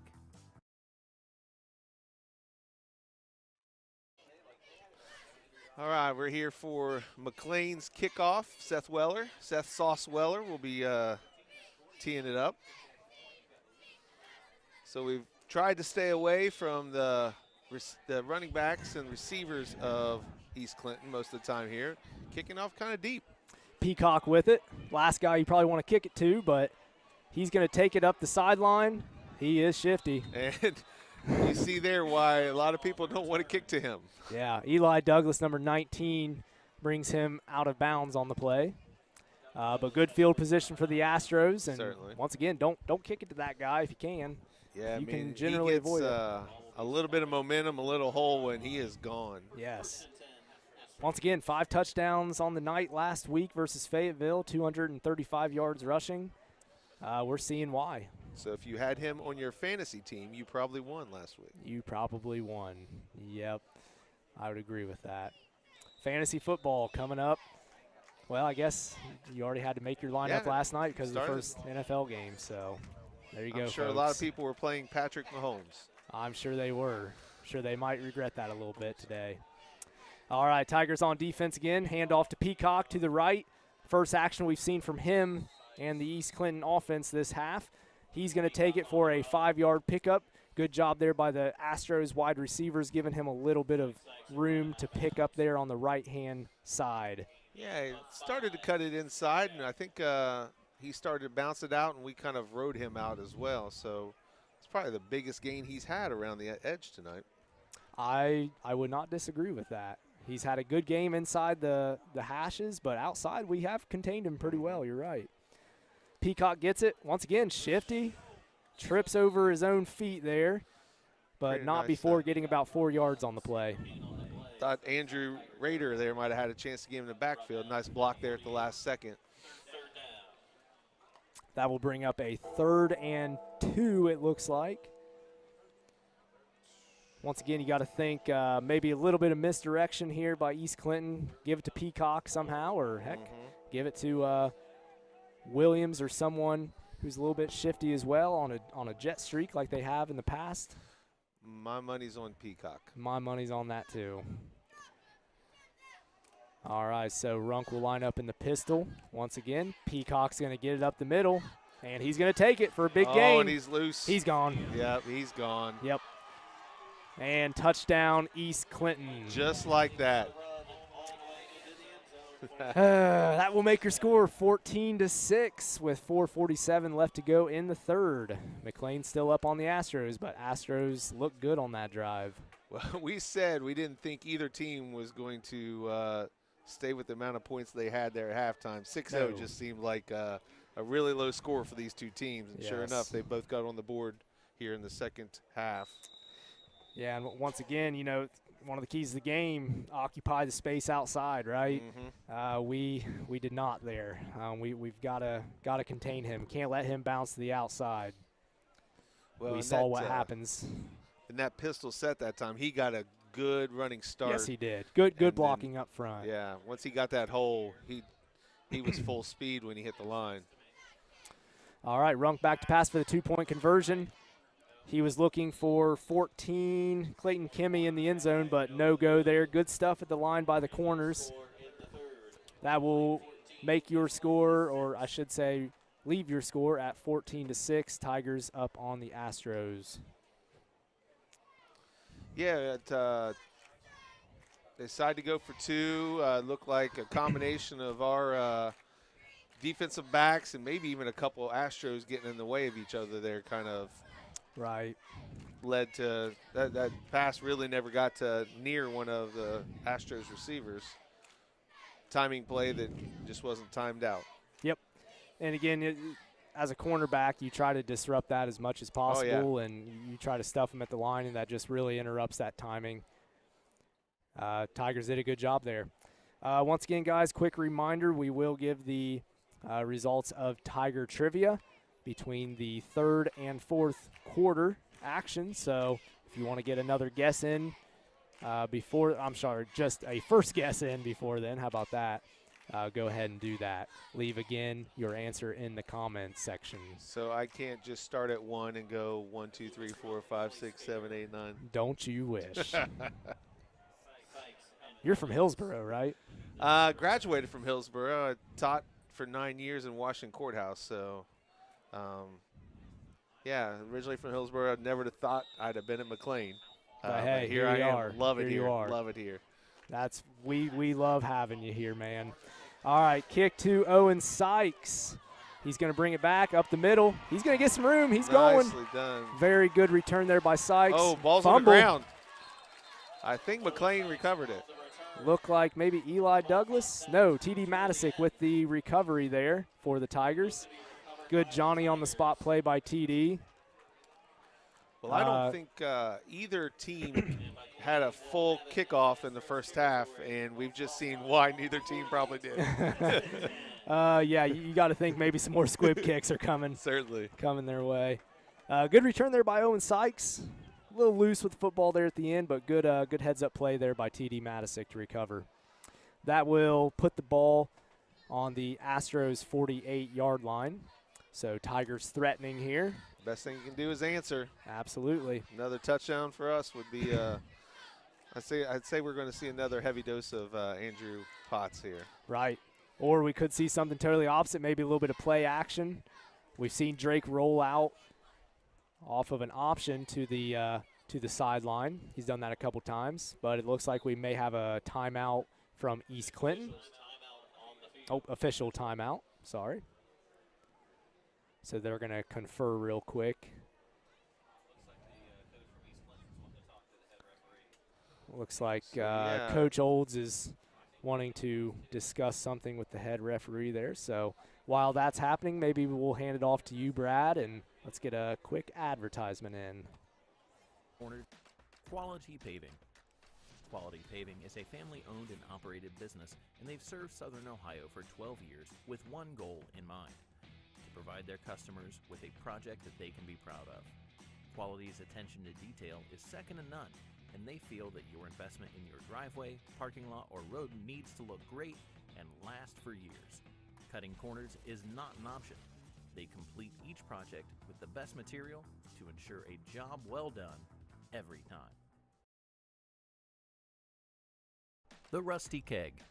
If you need a hot meal or a cold drink, the Rusty Keg is the place to stop. Their menu boasts plenty of options that are sure to satisfy your taste buds and quench whatever you may be thirsting for. Stop in during the week or after the game to the Rusty Keg in Washington Courthouse.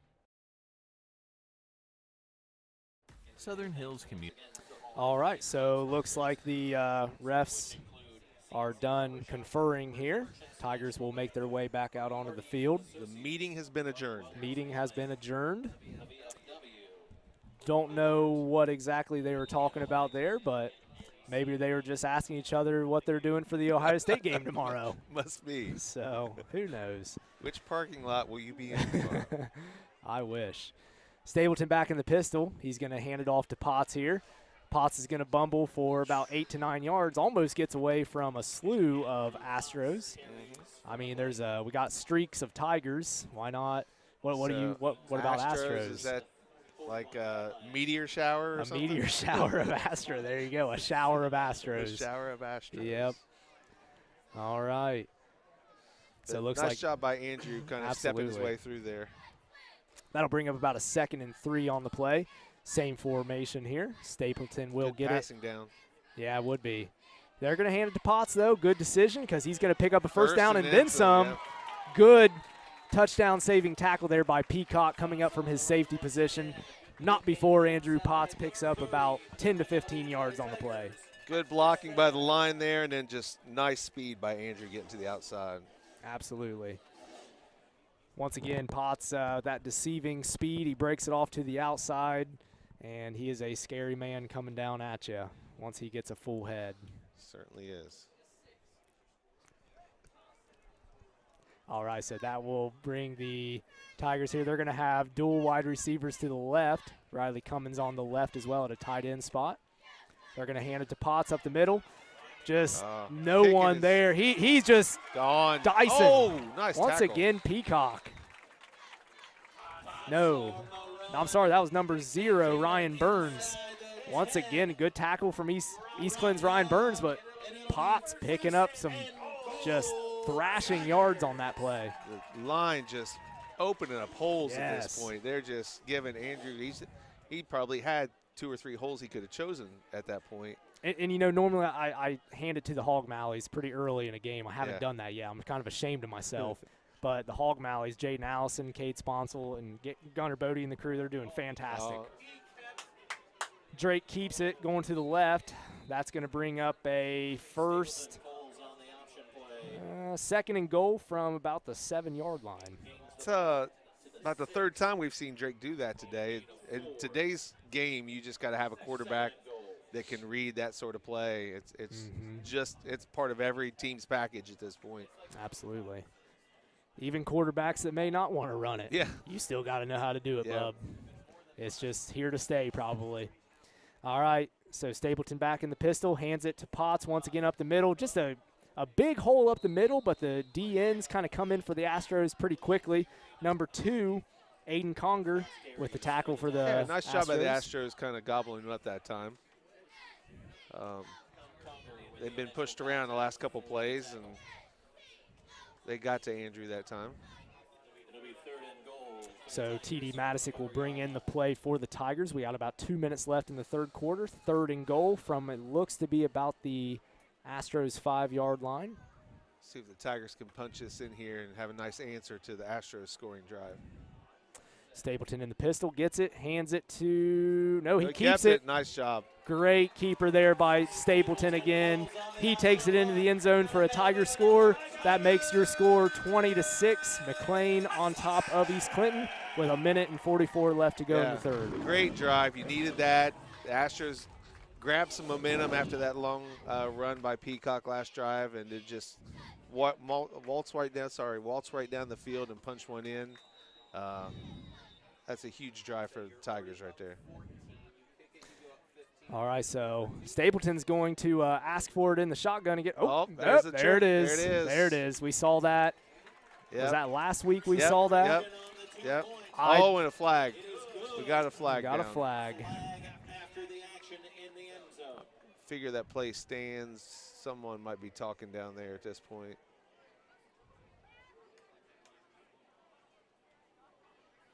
Well, they're going to have both teams go off the field, so that looks like it's probably going to stand here. 2 for 2 on that trick play. Certainly. I didn't even know that was legal, but it is. There's all kinds of things you can do with those funky lineups and kicks. Yes, you can. Unsportsmanlike. Bill Belichick must be our special teams coach. Must be. So the Tigers are penalized after the fact to be assessed on the kickoff here. Yeah, probably excessive celebration, it looks like. I believe that's a 15-yard, but I could be. I think so. So we saw the last time we kicked off, you probably don't want to kick it to Peacock. Probably not. And especially if you're already 15 yards deeper than you're normally kicking off. So see what the Tigers elect to do here on this kickoff.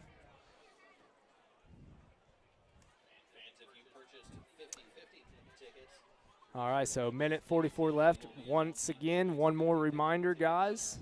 The answer to Tiger Trivia and the winner as well will be shown between the third and fourth quarter, so stick around. At least until then, guys, okay? Try to get a prize out of tonight. So we had 6 points scored in all of the first half. We've had 22 scored in the third quarter. So both teams decided to save all their scoring for the second half tonight, it seems like. Well, hey, better late than never. So it looks like Weller will kick again. Once again, Peacock and Williams in the backfield for the Astros. Once again, don't kick to Peacock. Not a football coach, but I can tell you that much. Don't kick to that guy. Well, the kicking out of bounds is not really an option here either. Right. Little squib kick worked out pretty well early in the game, and that's just exactly what they're going to do here. Williams is going to take away from his teammate there. He's going to get a little spin move action. He's going to bring it into Tiger territory there. He gets it to the 45-yard line, gives the Astros a 1st and 10 setup. So that's one of those situations where you might have a couple coaches saying, no, good catch. He stepped up and actually stepped in front of one of his teammates and grabbed that kickoff. It worked out well for him. They've got great field position starting at the 45 of the Tigers. So, again, the last drive ended in a long run by Peacock for a touchdown, and see if the Tigers can hold him this time around. 22-6 here in the third quarter. We got 1:39 left to go in this quarter. All right, so East Clinton once again taking over on the 45-yard line. Runk back in the pistol. Peacock behind him. He's going to hand it to Peacock up the middle. He's going to pick up a short 2 on the play. Brought down by 51, Cade Sponsel. Looked like a very similar play to the one he just scored on the last time through. Yes. And once again, he's getting some openings up the middle. It's just a matter of if he can – he normally makes one guy miss. It's just can he make 2 or 3 guys miss, and he did it on the last play. Let's see if the Tigers can try to mitigate that a little bit more. He and the 2 running backs tonight have different looks to them, but both of them are tough to bring down with just the first guy. Absolutely. All right, so East Clinton will line up. A little bit more in the read look here. Handoff. Nice. Oh, he's met immediately in the backfield. I want to say that was maybe Cohen 6. Got to see the number here in a second. That's going to be about a 3-yard loss on the play. And that was That was number 9, Noah Sponsel. Yeah. Noah coming out as a freshman. Playing a little defensive line action there. Looking good. Yeah, nice job by Noah. Noah, he was back there so quick, he might have been able to take that handoff if he wanted. Yeah. He's so Noah deservedly very excited over that. Yeah, he's getting a lot of pats on the back down there on the sideline. Yeah, it's tough for a freshman to come in like this on any game. All right, so Runk will be back in the shotgun once again. Peacock will block for him this time. Good job by Cohen, 6. Nice job. Great athletic play there by Cohen, knocking that ball down. And that's going to bring up a 4th and long for the Astros. Yeah, defensive coaches say if you're not going to get there, get those hands up. Knock something down. And we only got about 3 seconds left in the third quarter, so you got to think this will be the last play of this quarter. And doesn't even look like they're thinking too much. It looks like they got their full offense out there. Yeah, they're going to go for it. It looks like Coach Olds is going to call a timeout first, though. Down 16, roughly a quarter left to go, you start running out of options. Yeah. Yeah, they still got time, though. I mean, once again, I'm more of the conservative play caller myself, but maybe you punt it here and take your chances, but you got to think they're not going to do that now after a timeout. So, Brad, let's go ahead and do a quick ad. Southern Hills Community Bank. Located in the heart of Greenfield, Southern Hills is truly a community-minded bank. Whether for personal or business banking needs, SHCB does it all. With locations all across Southern Ohio, you're bound to find a friendly face that can help you with your financial needs.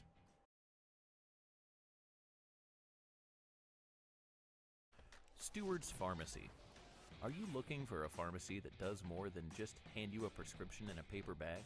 A pharmacist who knows you and your family members on a first-name basis? A place to get personalized care from people who go the extra mile for you? Well, Stewart's Pharmacy is your good neighbor pharmacy. They're locally owned. All right, back to the action here. Big 4th down play here coming out of the timeout. Trips left, single receiver right. They got number 14. Kimmy down there. He did catch a pass earlier. That's going to be pass interference, though, it looks like on T.D. Madisick. Yeah. Yeah, it was a little bit of hand fighting down there. Typically, those go against the defense. Yep. It was pretty clear, I think, in that case. Good coverage, but just a little too handsy on the play. And 15 yards will result in a first down here. Yep. So that will be 1st and 10. That will put the ball around the Tigers' 32-yard line. All right, so big play for the Astros again. Hey, you do not have to necessarily catch that ball. That interference call will be just the same, right? So East Clinton probably deciding, hey, we've scored 6 points through 3 quarters. We've got to do something. So decide to go for it on 4th. I think they're going to do a runoff play here because that should have ended the third quarter.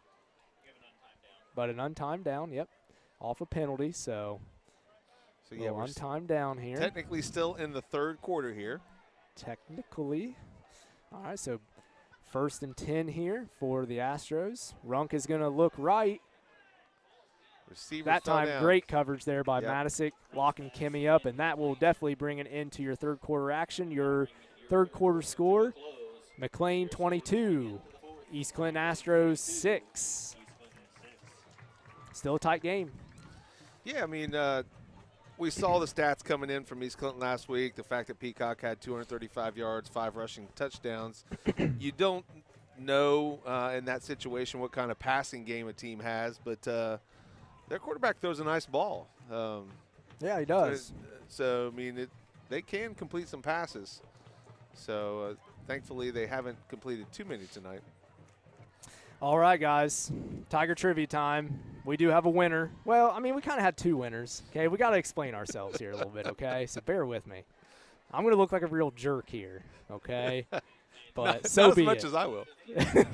No, because I have a plan for you, sir. Okay. Okay, so The question again was, how many statues and busts are located in the main high school area? That's excluding the auditorium, gym, and vocational buildings. Your answer to tonight's Tiger Trivia question was, Brad, 28. Once again, I counted every single one, okay? So if you have a problem with that, go count them. 28. Okay, so here's the thing. Maggie Lyons, beautiful woman, right? I know her. You know her a little bit. I know her. Okay, she did come up with the correct answer. She hit the nail on the head at 28, okay? With no help from me. Well, okay, but is there really any way of knowing that? That's true. So, Maggie, you're just going to have to ask Derek for $25. Our real winner for tonight is Jeanne Shannon. Once again, Jeanne Shannon, congratulations. Contact us. Give me a second here. Good play there by the Tigers. So, Jeanne Shannon, go ahead and direct message the McClain Athletic Department, and we will make sure to get you your $25 gift card $25 Visa gift card, and you get a sweet koozie along with that. We'll find a way to get it to you one way or the other. So, again, Jeanne Shannon, your winner for Tiger Trivia tonight. Miss Lyons, I'm really sorry, okay? But I told Derek to make it up to you, okay? I will have we'll go out for dinner. There you go. Attaboy. All right, back to the action here. Peacock again with another run, taken down hard by number 68, Jaden Allison. Nice job by the Tiger Big line J. there. Bringing up a 4th down. And again, the last time they had 4th and long, they went for it. Had the pass interference play, so. So that's, 4th and long here. Imagine we'll see something similar. Yeah. They've had a little bit of luck in the passing game. Looks like number 9 for McClain is going to come in. Number 9 is, again, Noah Sponsel.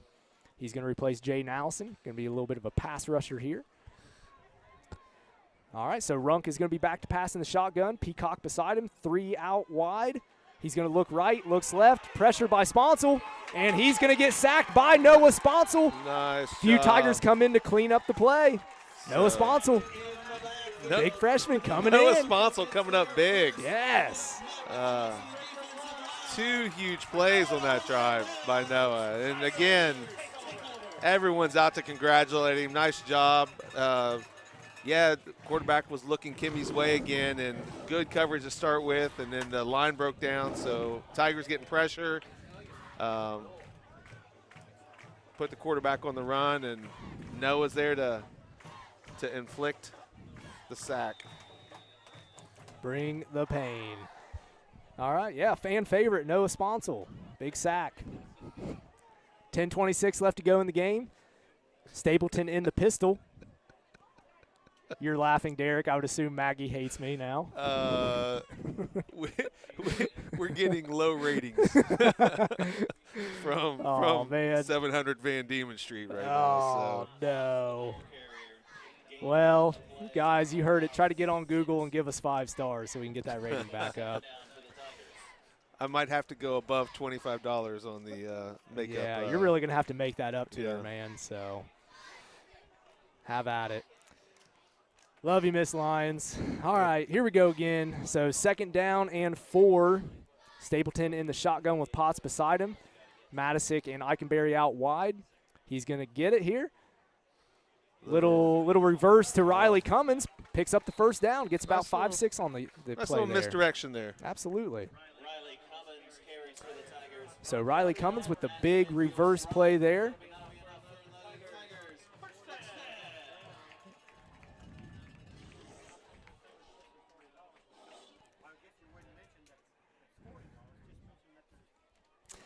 All right, back to the action here.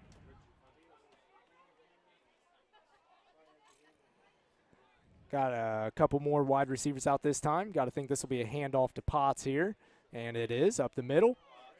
Little trap play it looked like there. He's going to pick up 5 on the play.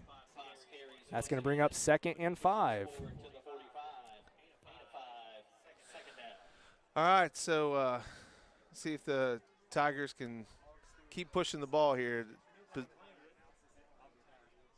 So possession is key here. You want to keep the clock running. You want to keep moving the ball down the field. Don't really want to give that. Oh, fumble in the play. So it looks like the snap was fumbled. It appears that McClain fell on it. Certainly don't want to turn the ball over at a time like this. No. And we've got. They're going to say it's still McClain. McClain McClain's possesses ball. it. A couple guys wrestling for the ball still. Just doing a little wrestling down there. TD Madisick, of course, coming out dancing. So we from love here, that. it looked like the snap really never got off the ground. Like it just kind of. Yeah, laid yeah, there. it was just a funky play from the beginning, yeah. And, you know, it's getting to that point in the night. You might get a little dew on the ground. Oh, might yeah. be getting a little slippery. Slick. So Good job by Drake grabbing it right yeah, away. heads up play. Drake in the pistol set again. Hand off to Potts to the right side. He's getting met there at the line. Maybe a yard on the play, but that's going to bring up a 4th down and about a 5-yard to go. Nice job by the Astros there, getting a few guys through to string that play out a little bit. Yeah. And, you know, once again, like, it's one of these things we talk about the juxtaposition between the two running backs. You want to really contain Peacock on the edges, but you almost want to push Potts out to the edge, which they did there. Again, Potts has that speed. Yeah. That's a hard call for I any was gonna defensive say, coordinator. We've seen Andrew run all kinds of ways tonight. He's ran over guys. He's ran around guys. He's picked his way through guys. So I don't know that I've seen Peacock really lower his shoulder and run over a guy yet, but man, he is shifty. He just leaves you dizzy, man. His 0 to 60 speed is phenomenal. Like he gets going right now. All right, so with that, the Tigers will punt it away. Seth Weller to punt for the Tigers, and it looks like number 3, Noah Mess, will return for the Astros. He's going to kick it straight to Mess. Good coverage there by the Tigers. Owen Sykes down there. And that looks like it's going to be down around the 18-yard line or so. Brad, give us an ad. White's Meat and Deli. White's Meat and Deli, located in Bainbridge, Ohio, is a locally owned and operated meat and deli. They offer some of the best primal cuts of meat in southern Ohio, and they have a deli that is stocked with a wide selection of lunch meats and deli cheeses. They're even available for special orders. So whether you have a hankering for some bologna and cheese or a more refined palate, White's has you covered.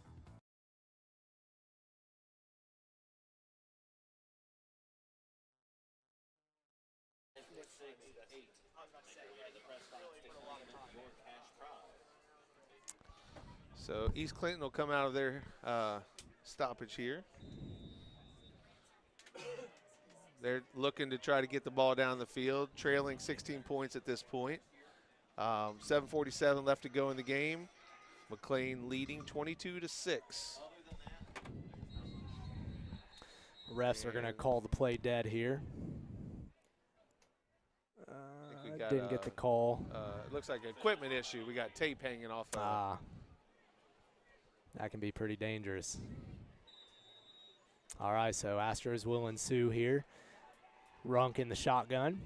Hand off to Peacock up the middle. He's going to take it. There he goes. And he's not coming down easy. No. He carries a couple Tigers out past the 35-yard line. That's going to be a 1st down Astros with about 7.5 left to go. Ooh, he did have a couple guys land on him there at the end, so let's hope he's okay. He seems to be moving. I wonder if he might have just – I don't know. What we did see from him there is he carried a couple guys that time, so we haven't seen that a whole lot from Peacock, but that was a nice run by him. Yeah, absolutely, and great runs by him all night. Hopefully he can get back to it. I'd love to see him be out there competing and giving it his all here. So, all right, so he's sitting up.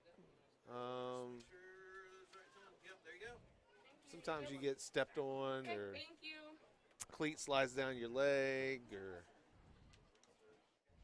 And he's up. He's up pretty quick. Yeah. sort of thing that head over to the sideline, walk around a couple minutes, and hop back in.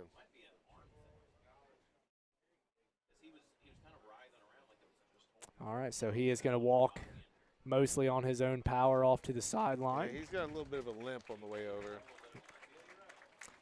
Once again, you know, Mr. Peacock, I got to hand it to him. He's a heck of a good player, so we wish nothing but the best for him. Hopefully we can see him out on the field again tonight. So the question is, what does East Clinton do now? Right. Yeah, I mean that goes your honey right there. Yeah, I mean, your bread and honey. even the plays that didn't go to him were run off of play action to him. So right. We do know the quarterback does have a pretty good arm, and he likes his target over here, number 14, Kimmy. So maybe we see a couple passes. Okay, so it looks like Williams is the new tailback for East Clinton. They're going to give him a shot, and don't count him out. I'll tell you what. You can kind of tell early in the game with Williams, he's a pretty good-looking athlete as well. I mean, just the way he's running. He had a little jet sweep that didn't pick up a lot of yards, but sometimes you can just tell a person is athletic when they are running the ball, and he's definitely one of them. So that's going to bring up a 1st and 10 for the Astros here.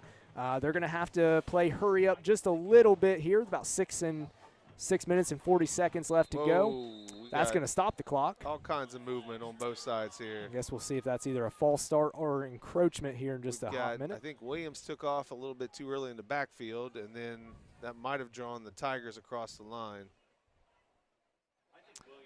They're pointing in the direction of East Clinton. To me, it looked like Williams was moving forward. Encroachment. Okay. Called on Tigers. All right. Well, we knew it was going to be one of those two. The unfortunate thing is on the Tigers there. That will bring up 1st and 5 for the Astros. And once again, Damian Williams taking over for Glenn Peacock in the backfield. Hand off to him once again. He's going to bounce it to the left. Picked up 4 or 5 yards. Get on the play. That's going to leave it at about a 2nd and short. So the Astros they're not backing down. They've lost their best player. Yep. They've lost kind of the guy they base their game plan around, but they are not backing down.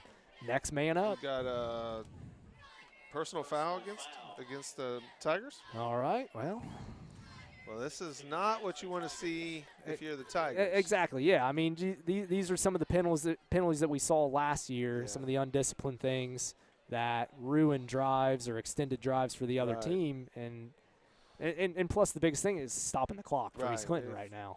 The team's going to gain yards on you, let them gain it, but you don't really want to give them to them. Right, exactly. Yeah, at this point. So that looks like they'll place the ball on the McClain 30-yard line, and that's going to be a 1st and 10, 6.5 to go. Clock is running. Runk completes it to number 0 there, Ryan Burns. We didn't get the personal foul penalty from the refs there, so not sure what to say about the personal foul. Yeah. Just know it's a personal foul penalty. Not sure exactly what type. We had a face mask earlier in the game, maybe something like that on the tackle. So Runk again hands it to Williams. He's got some room, but he's going to get stuffed after about a 2 to 3 yard gain, it looks like. That'll bring up 3rd and 3. He tried to cut it back. Tigers did a nice job of stopping that there.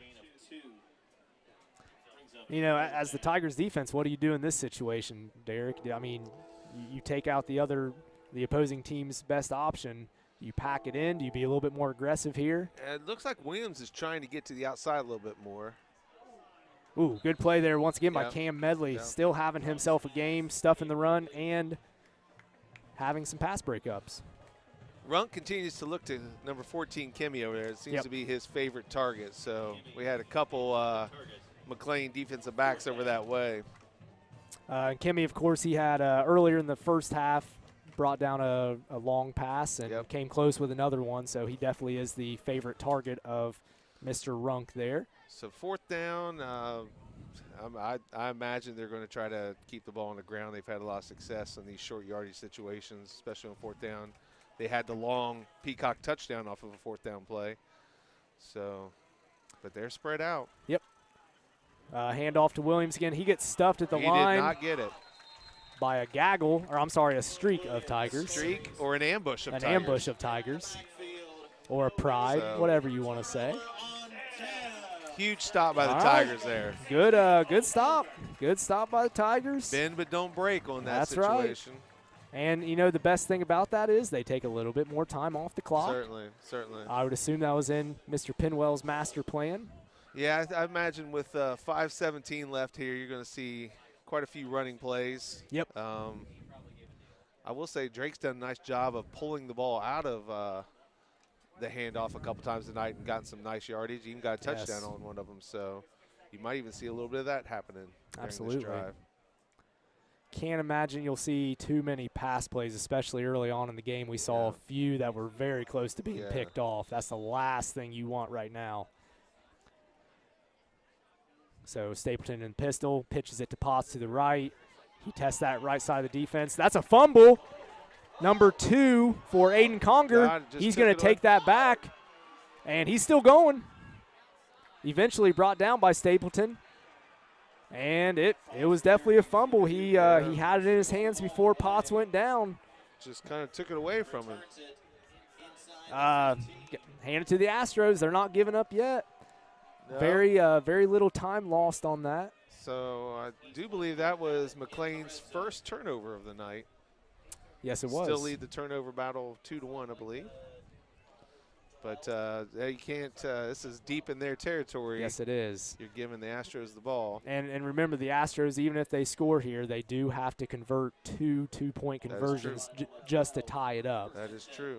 Which is a very tall task. And, I mean, given the fact that they went for 2 the first time they scored, tells you they probably don't kick a whole lot anyway. Right. And that's Peacock back in. Yeah, he's back in. He's back in. That's good to see.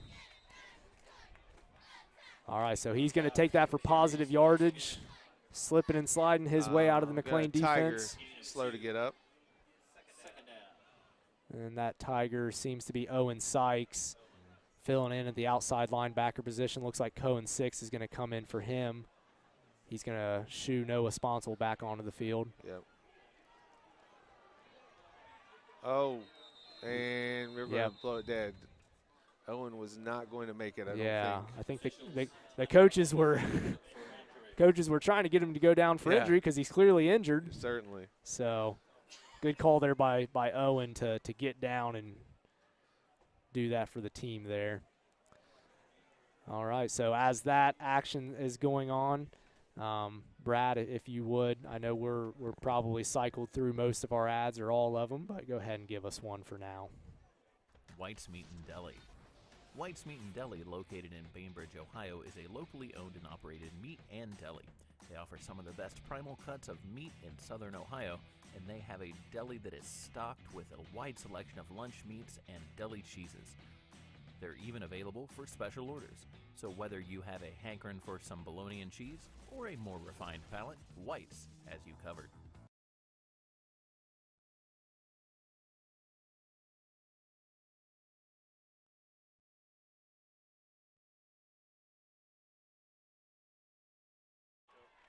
All right, and we're back to the action. I just want to let all the viewers know that that Mr. Lyons, you're the best live stream partner ever. I don't care what Miss Lyons says. So yeah, we had Owen come off the field. He's being looked at over here on the table. A little limping. They might be looking at a foot injury there. Yeah, he might have rolled his ankle a little bit there. That's kind of what I think they're looking at. So hopefully that's nothing too major. So the Astros have 4:30 left in the game. They've got to make up 16 points. They got the ball deep in McClain territory here. And they've got their star running back. Peacock ran that last play. Yep. I mean, if things are looking up, whatever that looks like, you know, things are looking up for them right now. You know, they've got some momentum that way. Obviously, they've got to think that they've got to get this in the end zone here to have a shot.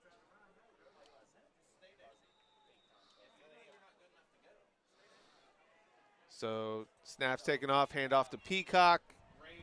May have gotten a yard, if that. Looks like Andrew Rader shot out of a cannon there, taking him down.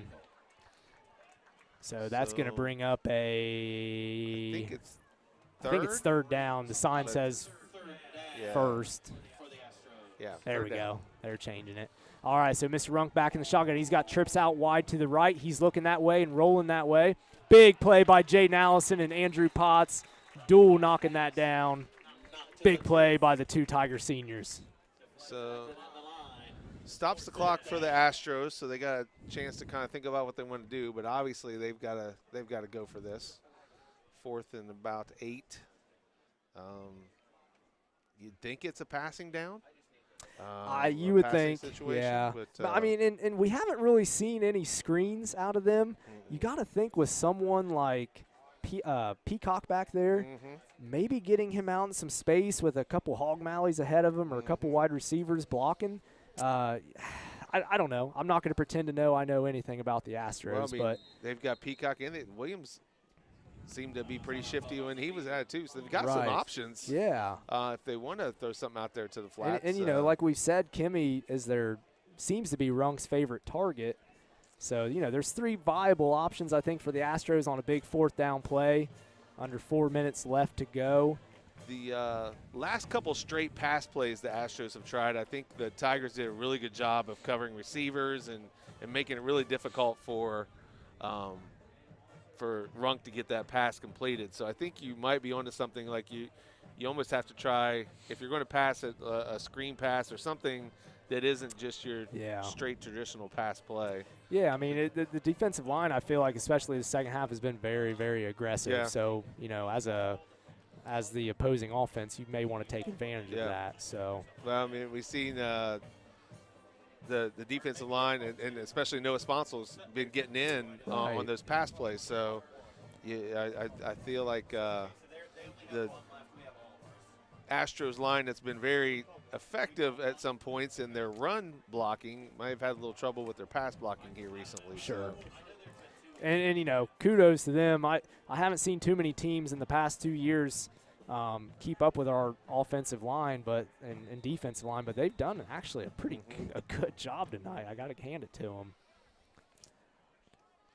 All right. We'll so 4th down play here. That'll bring up quad receivers here. 2 out to the right, 2 out to the left. He's going to look right. Throws it to Kimmy. Intercepted by Cam Medley. Good block there by Riley Cummins. He's just going to keep taking it. He's going to go down at the 50-yard line. Once again, Cam Medley, defensive player of the game. I'm just going to go ahead and call it right now. So there is a flag down, but once again, on those straight pass plays, especially in the second half, the Tigers have really read those well, really covered well. Cam just stepped right in front of the receiver, took that, and took off. Yeah, that was a great read by Cam. Cam's done great in run coverage out on the edge versus Peacock. He's had a pass breakup or 2 already, and then this interception to kind of put the cherry on top. I got to hand it to Cam. He's done a heck of a job tonight. We'll see what the flag was for.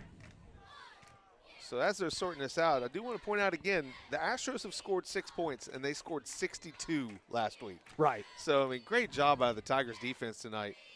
We've mentioned a bend and break a couple times, bend but not break a couple times.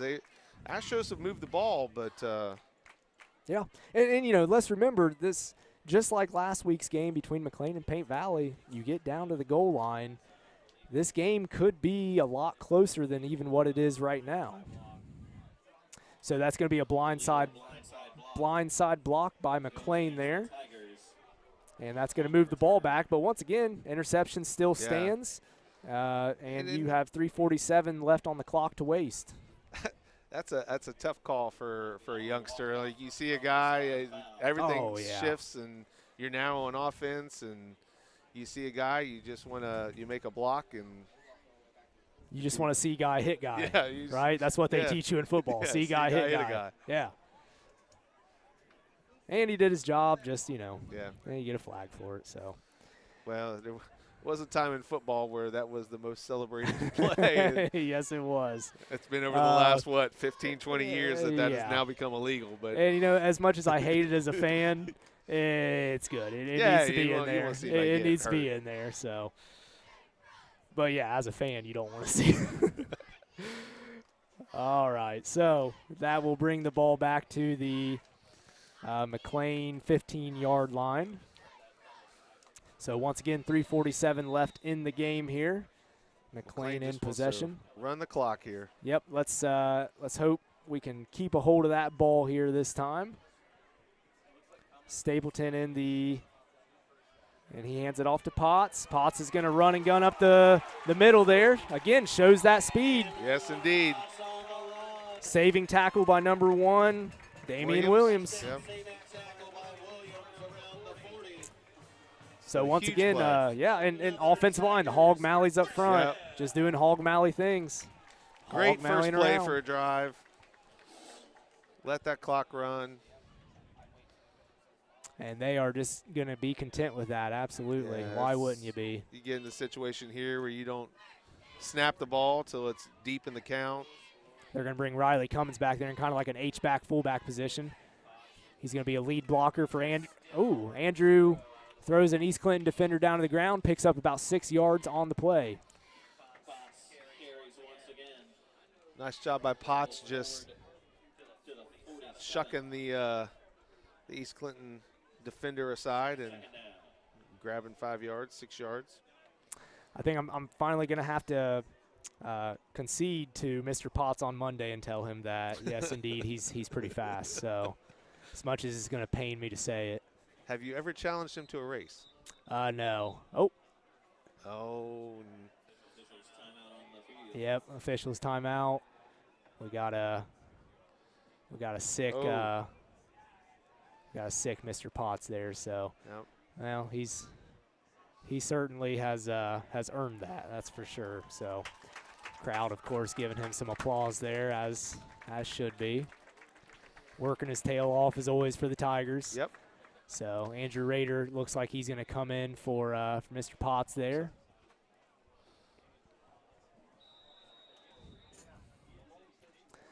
All right, so that'll be 2nd down and 4 to go here. Clock running at about 2.5 minutes. Andrew Rader now in the backfield again for Potts. And Stapleton will get it in the pistol here. Gives it to Riley Cummins. All right, so just short of we're going to have 3rd down and really short. So it looks like about a yard. And you want, again, if you're McClain, you want that clock to run. Be nice to get a 1st down here. Let that clock run a little bit more. 16-point lead here. I mean, you feel pretty good about getting a 1st down and just letting it run.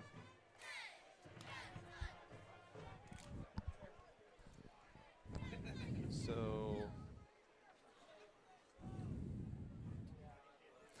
Drake will take the snap. Nope. Little option play. Ah. A little dangerous there. But there was really nothing going with Riley Cummins, that fullback spot there, so Drake had to keep that. So was that Rader in the backfield with him there? I think had he kept it, Rader.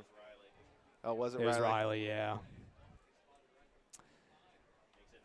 All right, so that'll make it 4th down and 6. About a minute to go in the game. I'd say Tigers have, unless something goes very, very wrong on this next play, Tigers will, I think, will have wasted enough time. Looks like they're probably going to run it down, call a timeout. Yes. And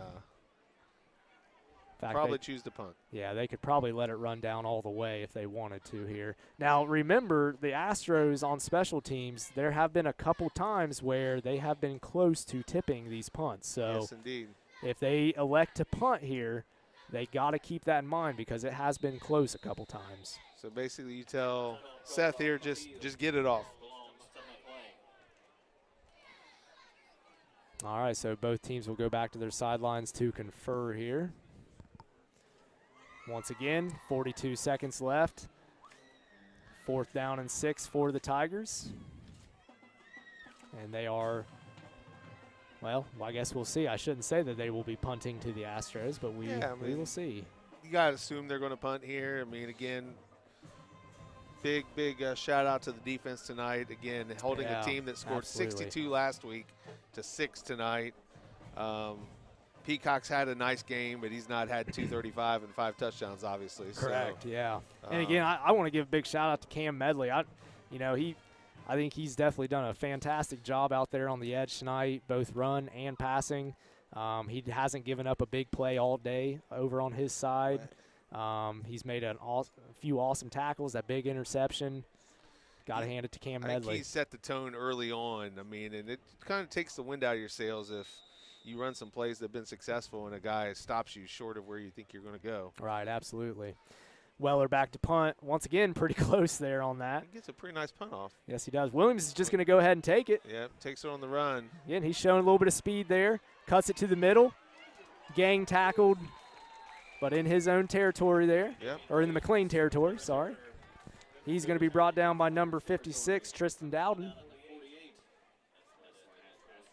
And the Astros will take over with 30 seconds left in the game, down 2 touchdowns and 2 two-point conversions. So, I mean, I don't know that there's any realistic plan for 2 scores at this point. So, Astros will probably try some things. Might throw a couple passes. You just want to keep everybody healthy at this point. You really don't want to see anybody get hurt here at the end of a game.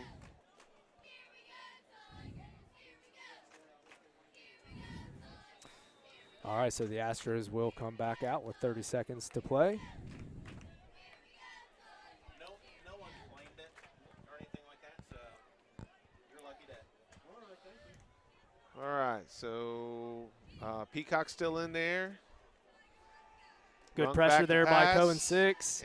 That's going to be And intercepted picked. by Eichenberry. He's going to take it back. He's got some room.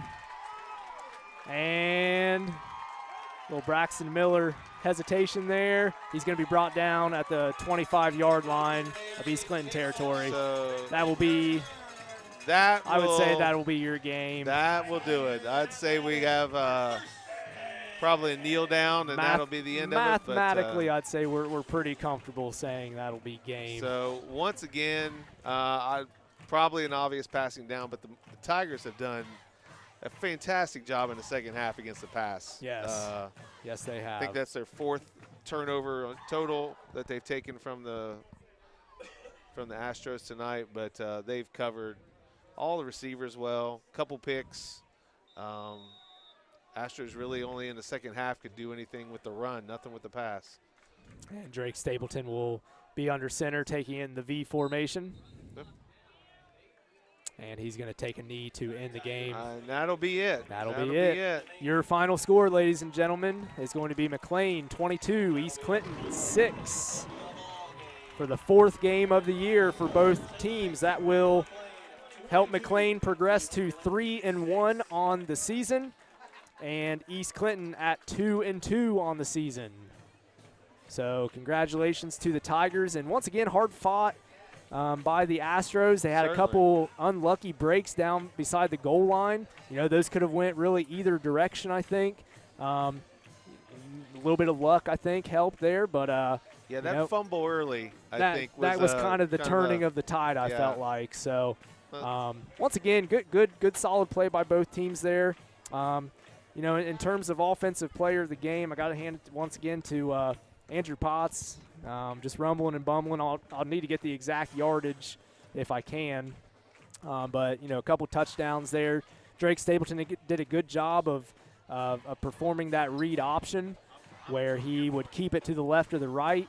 I think that really fooled the East Clinton defense a few times there. So, once again, just a good solid play. Defensively, as you said, they scored 60-some points last week, and holding them to 6, I think, is a true testament to the team defense tonight. So certainly did. Many times tonight, you'd had one Tiger step in and make an initial hit, and then there were 2 or 3 right behind him to finish guys off. So great job of team tackling tonight. Absolutely. By the Tigers. Well, I'll tell you what, folks, we'll let them do the McClain alma mater here, and then we'll give you a quick send-off, and we'll get out of here for the night. So tune back in after the alma mater, and we'll be done.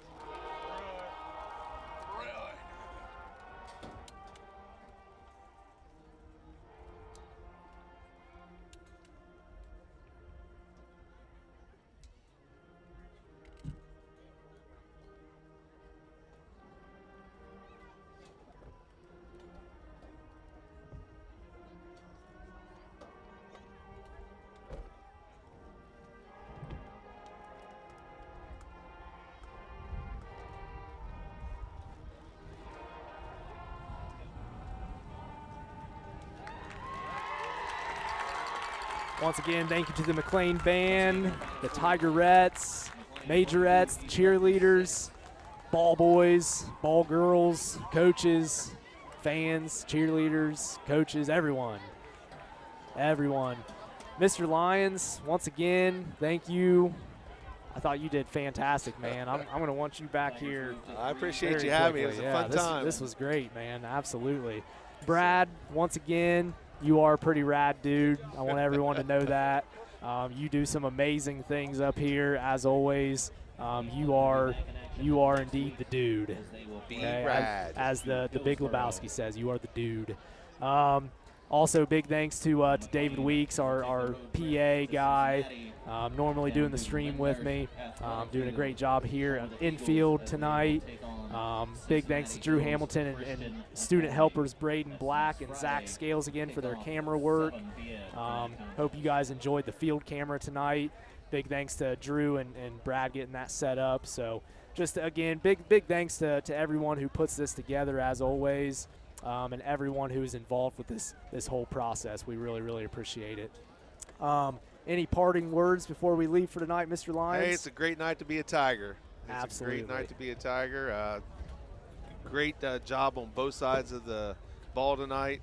I think if we went back and looked at our keys to the game, I think they accomplished what we said they had to accomplish.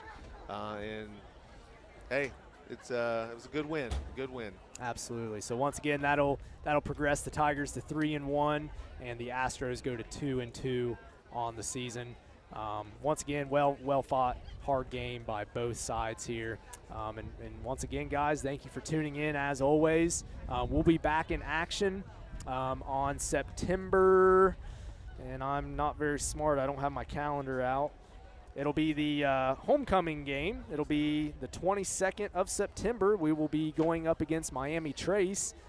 So I believe I'll have Mark Beal on the broadcast with me. If you want to listen to some dude that went to the team up north, you can tune into that game, I guess. So, yeah, tune in September 22nd, homecoming game versus Miami Trace. We'll be back in action then. So once again, guys, thank you for tuning in, and we'll catch you on the flip side. Bye.